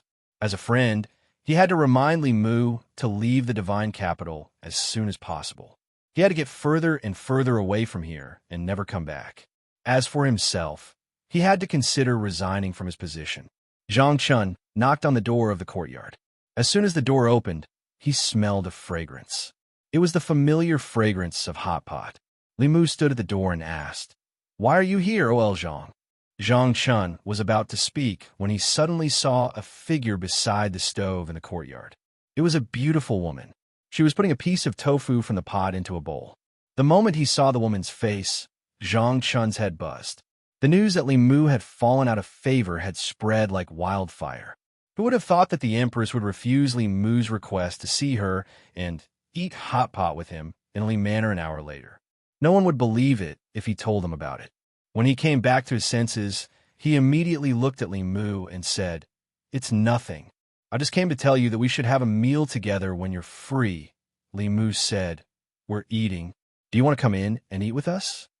Zhang Chun quickly waved his hand and said, "I can't today. Maybe another day. My wife is waiting for me at home. Goodbye." He turned around and left. However, he did not return to his residence. Instead, he went to a broker in the divine capital and said to a broker, "Check if there are any empty courtyards in the divine capital. I won't consider those below the 5th rank, as long as they're above the 5th rank." Ministry of Justice. After the director of the Ministry of Justice reported to Zhou Zhong, he could not help but ask, "Sir, Has Lord Li really fallen out of favor? Zhou Zhong said calmly. I'm afraid only His Majesty knows about this. The director shook his head and said, What a pity. He then realized that he had misspoken. He looked up and was relieved when he saw that the assistant minister did not hear him. Zhou Zhong stood up and walked out of the Ministry of Justice. The director hurriedly chased after him and asked, Where are you going, sir? I still have some things to report. Zhou Zhong waved his hand and said, Let's talk about it tomorrow. I have an appointment with a friend today. We're going fishing outside the city, Ministry of Rights. An official walked into a government office and said to someone in the office, Director Liu, the assistant minister, is going to impeach Li Mu tomorrow. Should we follow him? That person looked up at him and asked, Why should we follow the assistant minister's impeachment? The official said, The assistant minister has this intention. You've just come to the Ministry of Rights, so you shouldn't curry favor with the assistant minister. After all, Li Mu has fallen out of favor. You don't have to worry about His Majesty blaming you for impeaching him. Perhaps His Majesty is waiting for someone to impeach him. That person waved his hand and said, If you want to go, you go. I'm not going. The director of the Ministry of Rights left helplessly. The Ministry of Rights originally only had one director. Later, for the imperial examinations, the imperial court added another one. However, this new director Liu did not seem to understand the ways of officialdom. Director Zhu was biased towards the old party. However, he did not dare to disobey the assistant minister. He had just come to the Ministry of Rights, but if he did not listen to the assistant minister, he would not have a good life in the future. After the director of the Ministry of Rights left, Director Liu curled his lips and said, Impeach my ass. A bunch of idiots, Prince Shou's residence. Prince Shou liked to listen to operas. In addition to the stage built in the residence, there was also more than one opera troupe. Today, he seemed to be particularly interested. After listening to a few plays, he waved his hand at the performers on the stage and said, I'm not listening to Prince Consort Chui today. Sing Taizu Fishing for me, Zhou residence. During the meal in the Zhou residence, Zhou Xiong ate a few mouthfuls and put down his chopsticks. He looked at Zhou Jing and said, Big brother, this time, Li Mu will not be able to escape this calamity. Should we call fourth brother out? If he sees this scene, he will be very happy. Will not be able to escape this calamity? Zhou Jing looked at him and asked, How so? Zhou Xiong said, Li Mu has already lost the emperor's favor. As far as I know, this time, whether it's our people or the old party, they all want to get rid of Li Mu completely. Fourth brother hates him to the bone. We have to let him see it with his own eyes. Zhou Jing put down his chopsticks and said, Use your brain and think about it. With Wu Er's personality, even if it's not her close official, if any official in the imperial court was framed and slandered in such a despicable way, she will not do anything. Will she not let the Ministry of Justice and the Supreme Court investigate? Zhou Xiong was stunned and said in shock, This, Zhou Jing said, How can I not understand my own daughter? If she wasn't really angry, she wouldn't have done this. The next morning court will probably be very lively. Zhou Xiong's expression changed and said, What should we do?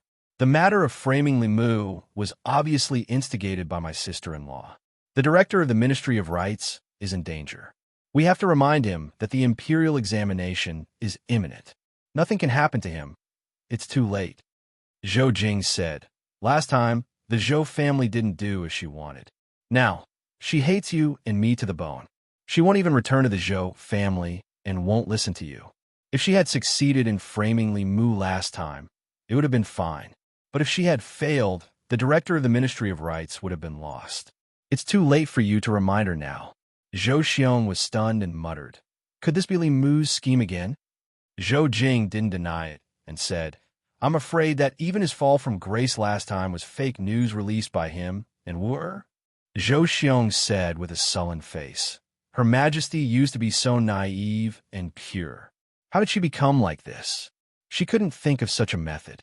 That Li Mu is as cunning as a fox.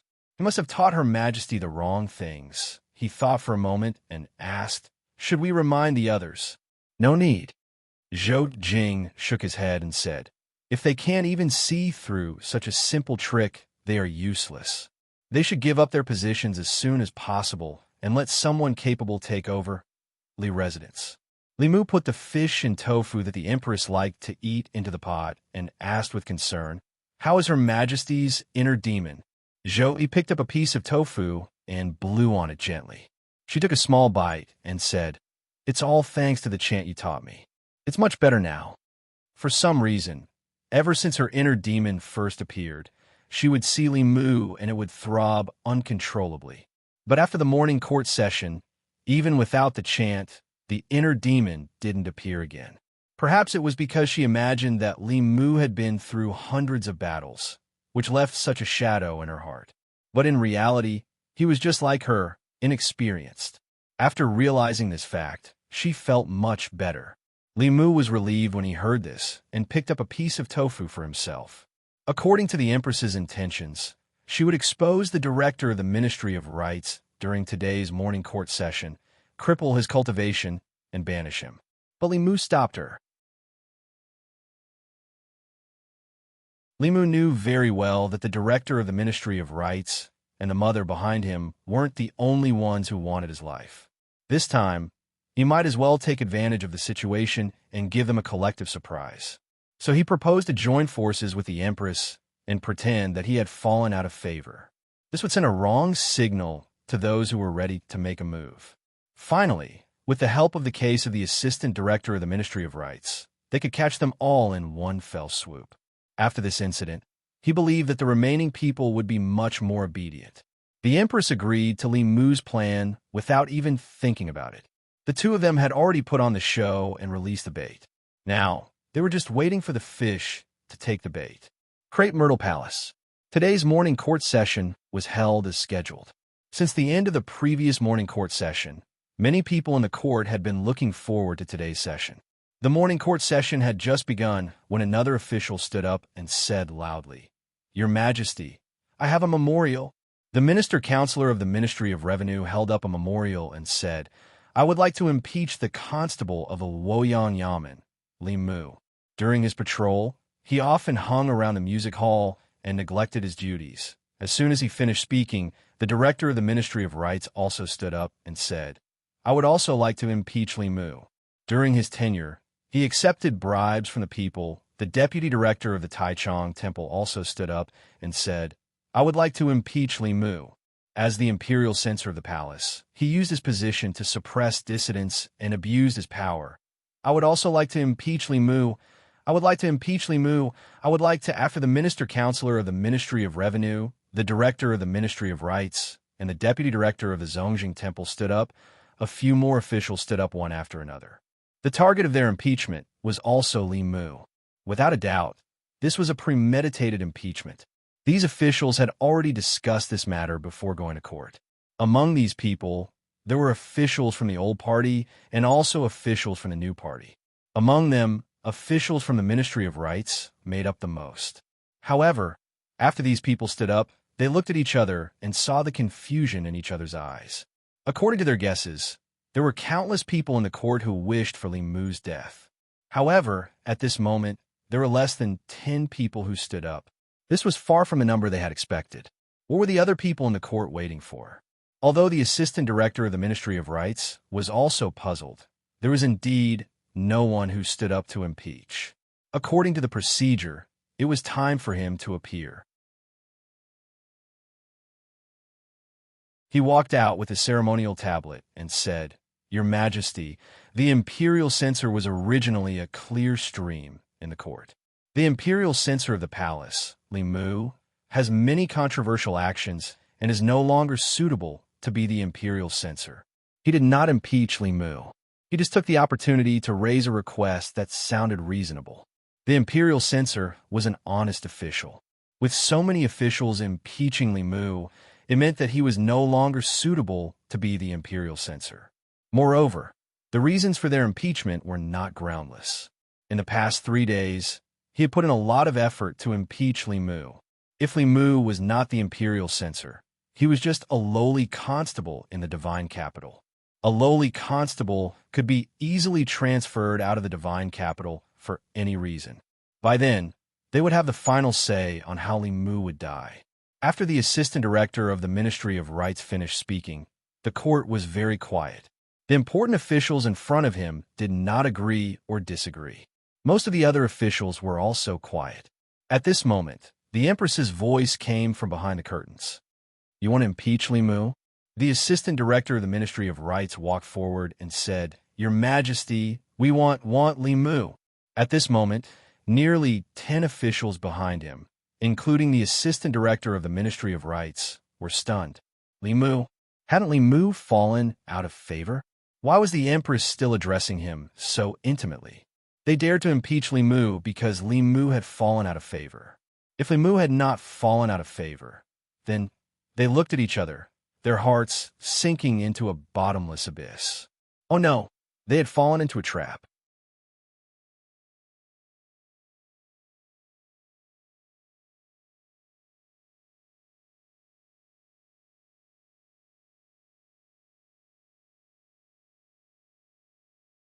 When he said this, the officials were shocked again. They did not expect the Empress to have already captured the culprit.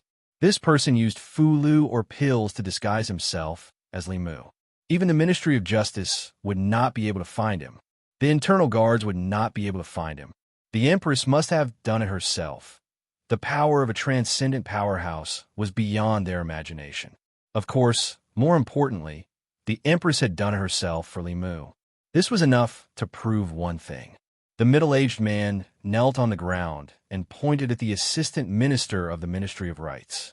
He said, "It was Lord Qin. It was Lord Qin who gave me the fake form pill and told me to pretend to be Lord Li and rape that woman to frame him." Nonsense. The assistant minister of Rights' face was pale. He pointed at him with a trembling finger and said, "I have no grudge against you. Why did you frame me?" The middle-aged man shook his head helplessly and said, "Lord Qin, it's useless. They all know.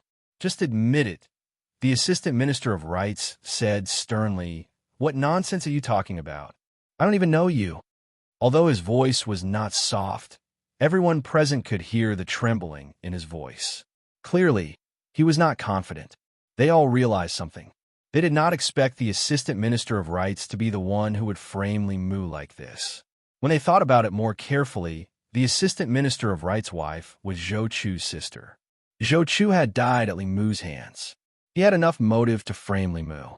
The middle-aged man waved his hand, and images appeared in front of everyone's eyes.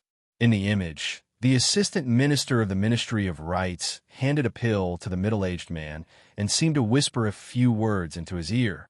If this middle-aged man was the adulterer who framed Li Mu, then it went without saying who the real mastermind behind this was.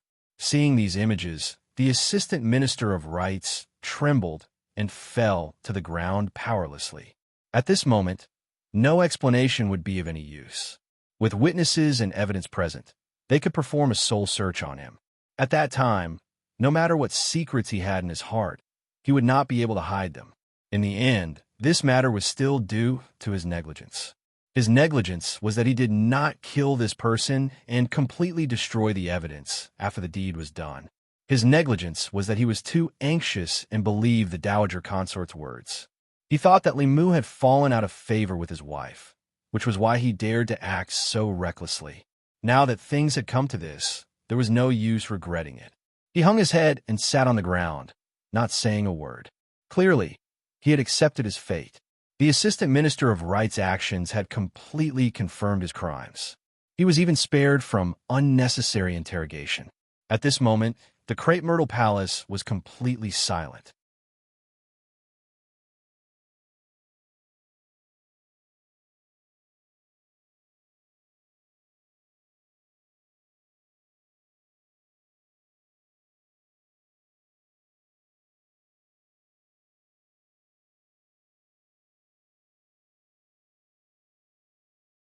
"Do you know how important that position is?"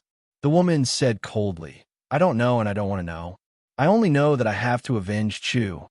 Zhou Qian looked at her father and said, "Father, you have to save my husband. If he is exiled to the border counties, What will happen to me?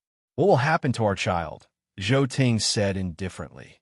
This matter is already known by the entire court. His Majesty has personally issued a decree. How can I save him? Zhou Qian said. Doesn't our family have a death exemption token? As long as we use the death exemption token, we can exempt him from the crime of being exiled, right? Zhou Ting glanced at her and asked, Who told you that? Zhou Qian did not answer directly. She said, Father, I beg you, save my husband. Zhou Ting was expressionless. The Zhou family did have a death exemption token, and there were two of them. They were both bestowed by the previous emperor. The Zhou family had seized the emperor's aura and destroyed the continuation of a Shao royal family.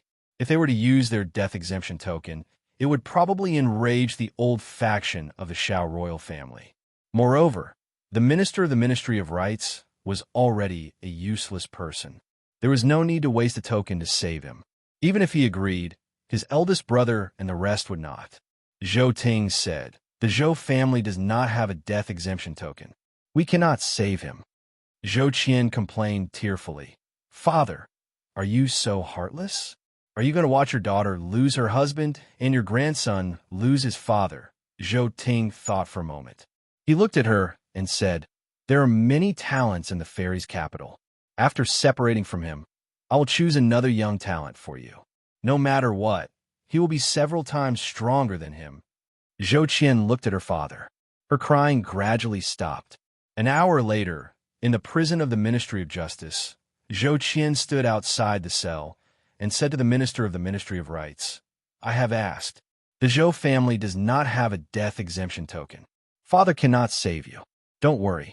After you go to the border counties, I will take good care of the child. Do not involve more people in this matter.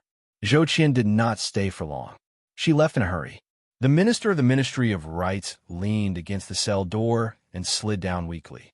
After an unknown period of time, a sigh came from behind him. He turned his head and looked at Zhou Zhong, who was standing in the shadows.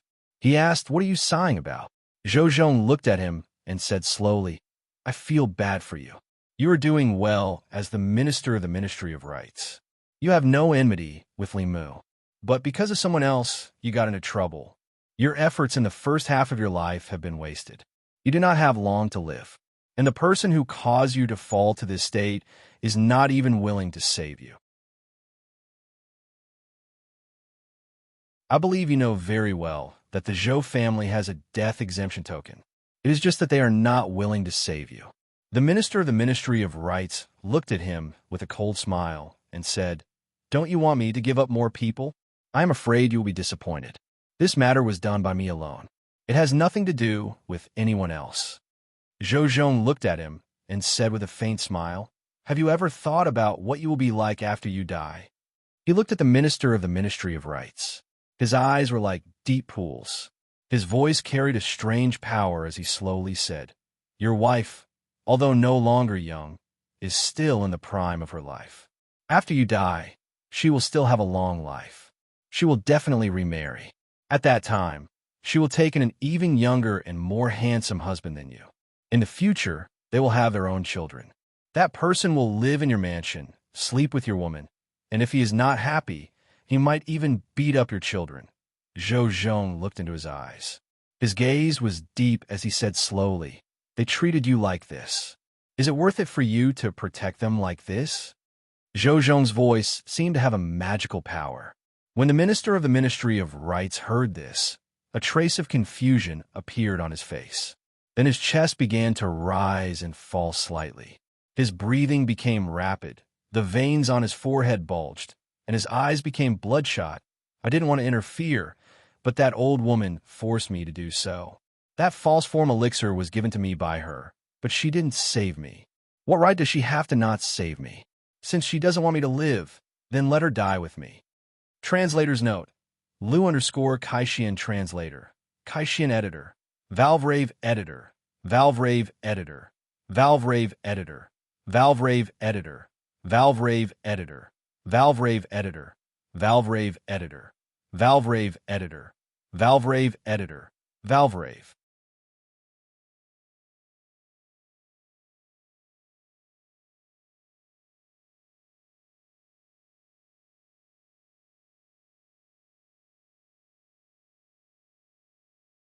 After he calmed down, he looked at Zhou Zhong and said, Sir Zhou, please go back first. I'll personally go to the Ministry of Justice to deal with this matter in 2 hours. Zhou Zhong stood up and said, I'll be waiting at the Ministry of Justice. A moment later, in a courtyard of the Zhou residence, a woman grabbed her messy hair and gritted her teeth as she yelled, Bastard, bastard!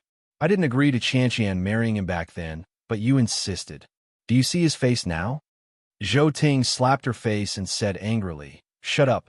If it wasn't for you, things wouldn't have turned out this way.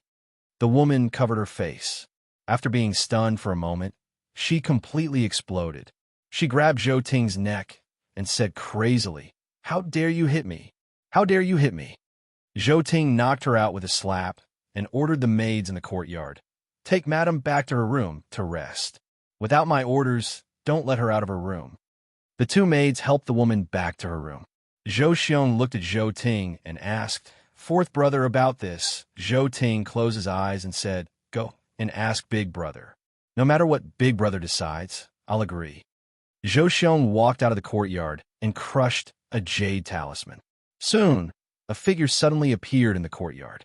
It was the minister, Zhou Jing. Zhou Xiong walked forward and said, Big Brother, the assistant minister of the Ministry of Rights at the Ministry of Justice sold out sister-in-law. Earlier, Zhou Zhong came to the residence to ask for her. I told him to go back and wait. How should we deal with this matter? Zhou Jing's eyelids drooped slightly. He said, As expected, the old party won't let go of this opportunity. Zhou Xiong sighed and said, We have to answer to the Ministry of Justice. We can't really hand sister-in-law over, Zhou Jing said. I'm afraid they don't want her. Zhou Xiong was stunned for a moment.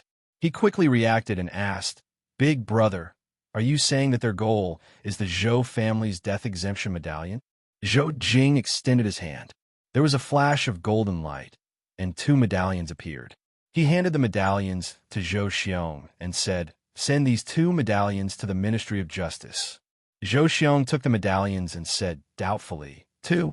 Zhou Jing said, Either send them 2 or none. Sister-in-law is a member of the Zhou family. Isn't Qian Er's husband one too? The death exemption medallion was too important. Zhou Xiong was reluctant to part with it and did not understand. After Zhou Jing's reminder, he quickly understood the matter. They could either save both of them or not save both of them. The Zhou family only had these 2 choices. As for saving one and giving up the other, as one of the 9 families of the Great Zhou, the Zhou family would be ridiculed if they did such a thing. The Zhou family could not afford to lose face. To them, they could lose benefits, but they could not afford to lose face.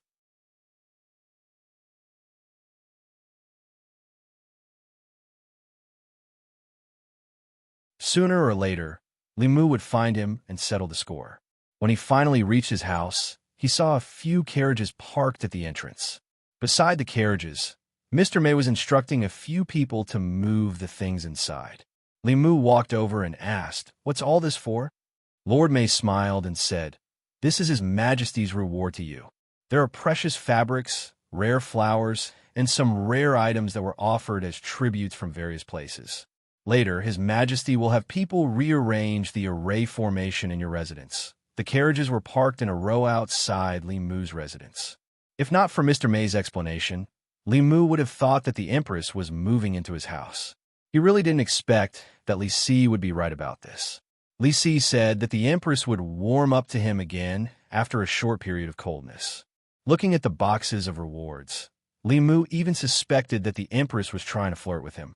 Li Mu did not know whether she had met her inner demons or not, but it was true that she was inexplicably cold and hot to him. Li Si had said that this was a routine between men and women. Only by being both hot and cold, and being neither friendly nor distant, could they arouse the other party's nervousness and sense of danger. Now that Li Mu thought about it, during that period of time when he had been ignored, he had indeed been worried about his gains and losses. He had not been able to eat or sleep well, and his mind had been filled with thoughts of the Empress. But thinking about it carefully, it was impossible for the Empress to know such a sophisticated trick. Her EQ was not much better than Xiaobai's. How could she come up with such a sophisticated trick? He shook his head, threw this bold and unrealistic thought out of his mind and walked into the residence. The Empress had rewarded many things. Li Mu planned to pick some and send them to Zhang Chun. Old Zhang's protection of him in the imperial court was no less than Li Mu's protection of the Empress. Li Mu was very touched by this. He specially asked the Empress to reward Zhang Chun with a 3-sectioned residence. It was located in the North Court, not far from the Li residence. Although they were not neighbors, it was just a matter of walking a few steps. At this time, in a residence not far from the Li residence in the North Court, Zhang Chun stood at the door and ordered 2 palace guards. He said, move slowly, move slowly. Don't break the things. Today, he finally fulfilled his wish of moving to a new residence.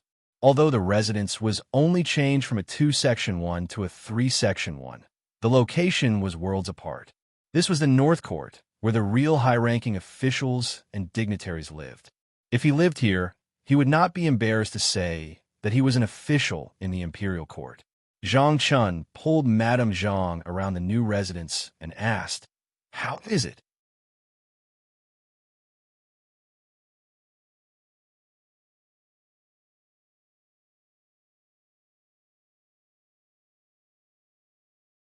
Chapter 302.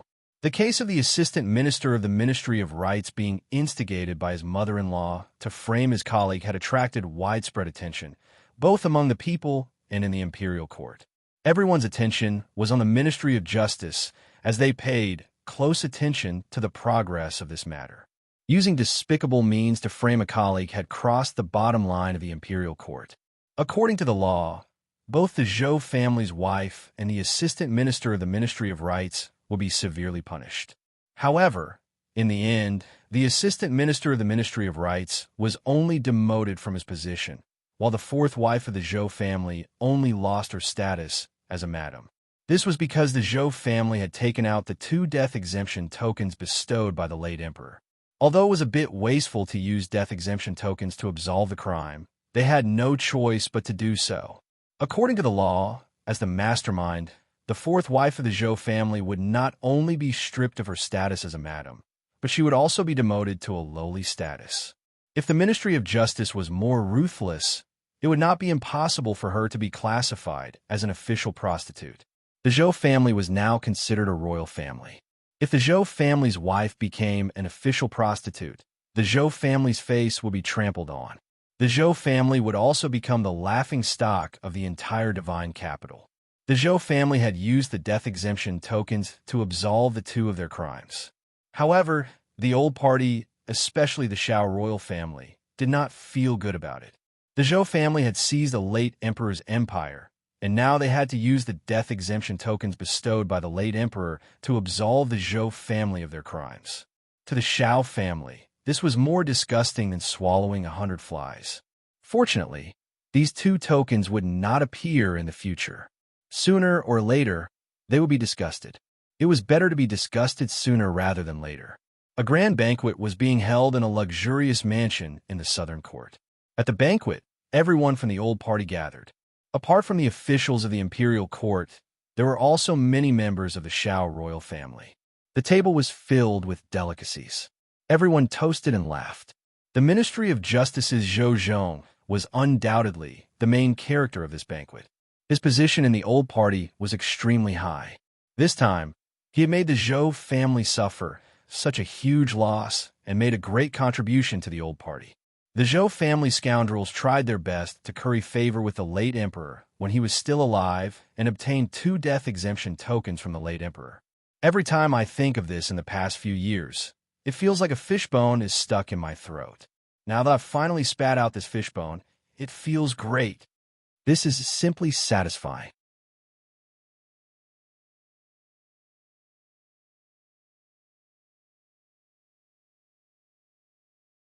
That was why she changed her respect for the old Empress Dowager and didn't give the old Empress Dowager any face.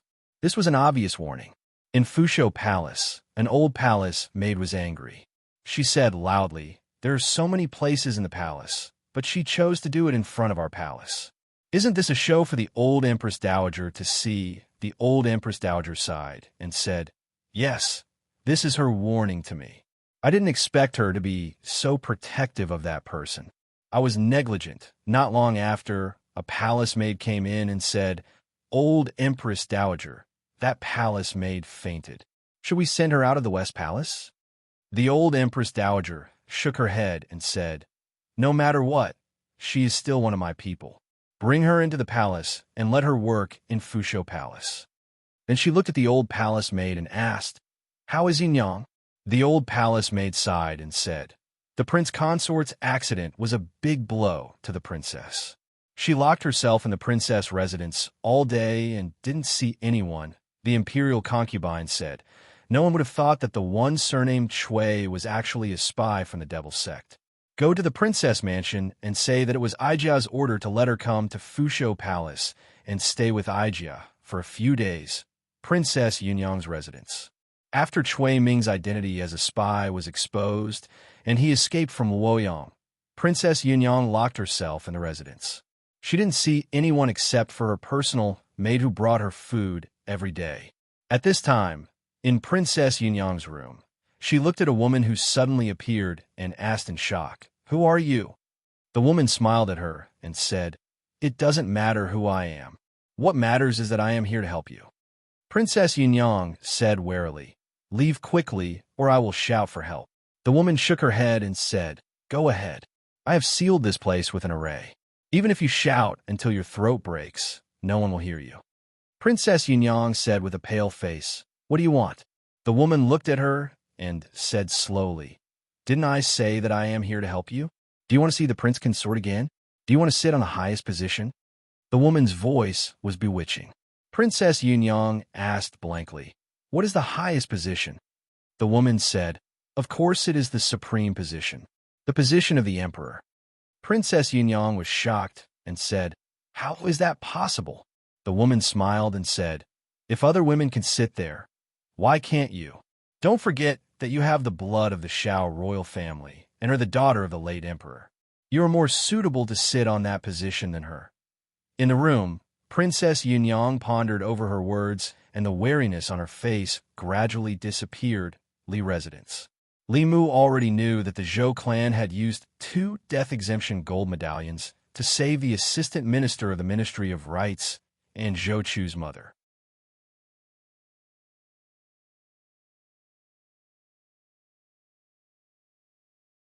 Two children playing in the courtyard threw away their toys and ran over quickly.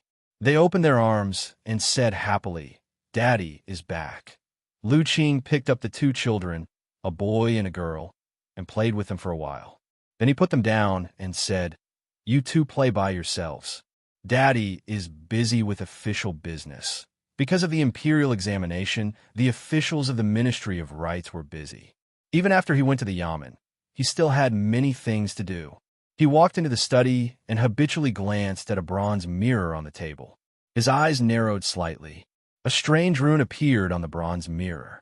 Lu Qing set up a soundproof formation and picked up the bronze mirror. After activating it with his spiritual power, a man's face appeared on the bronze mirror. Lu Qing's face darkened. He said, "You finally contacted me. How long do I have to stay in the Shindu?" The man said, 3 years. Lu Qing's face was filled with anger. He said sternly, 3 years again. That's what you said 3 years ago. 3 years ago, 3 years ago, you still said the same thing. I've been in the Shindu for 10 years. In order to not arouse suspicion, I bought a house, married a wife, and even had 2 children. I went from an 8th rank official to an assistant director of the Ministry of Rights. Now you're telling me 3 years again. How many years has it been? The man frowned. Watch your attitude. Don't forget who helped you avenge your parents. Lu Qing snorted coldly. If it weren't for this matter, do you think I would listen to your nonsense here? Tell me, you haven't contacted me much in the past 10 years. What do you want me to do this time? The man said, I didn't contact you for your safety. Now, there's something important that I need your help with. The imperial examination is coming soon. I've arranged for some of our people to participate in the examination. You have to help them pass the examination. That's impossible. Lu Qing flatly rejected him. I don't need to say more about the importance of the imperial examination to the imperial court. This is the first year that the imperial court is free from the 4 academies. There must be countless eyes watching. The Ministry of Personnel, the Imperial Ancestral Temple, and the Internal Guards. No matter who has the ability, they can't do anything to the imperial examination. The man said lightly, "As far as I know, the imperial examination is organized by the Ministry of Rights. You are the assistant minister of the Ministry of Rights.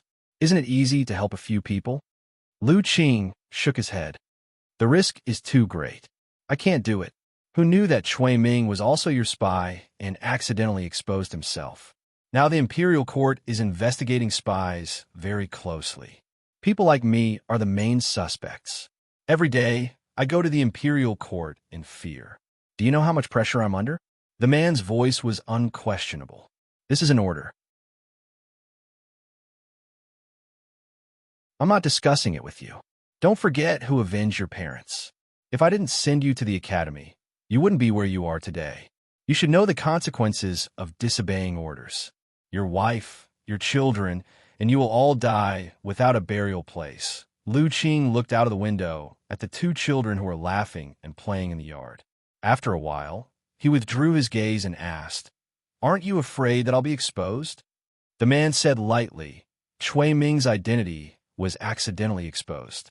You are different from Cui Ming. You're my spy. Only I know your identity. As long as I don't say it, no one will know." Lu Qing was silent for a moment and said, "Okay."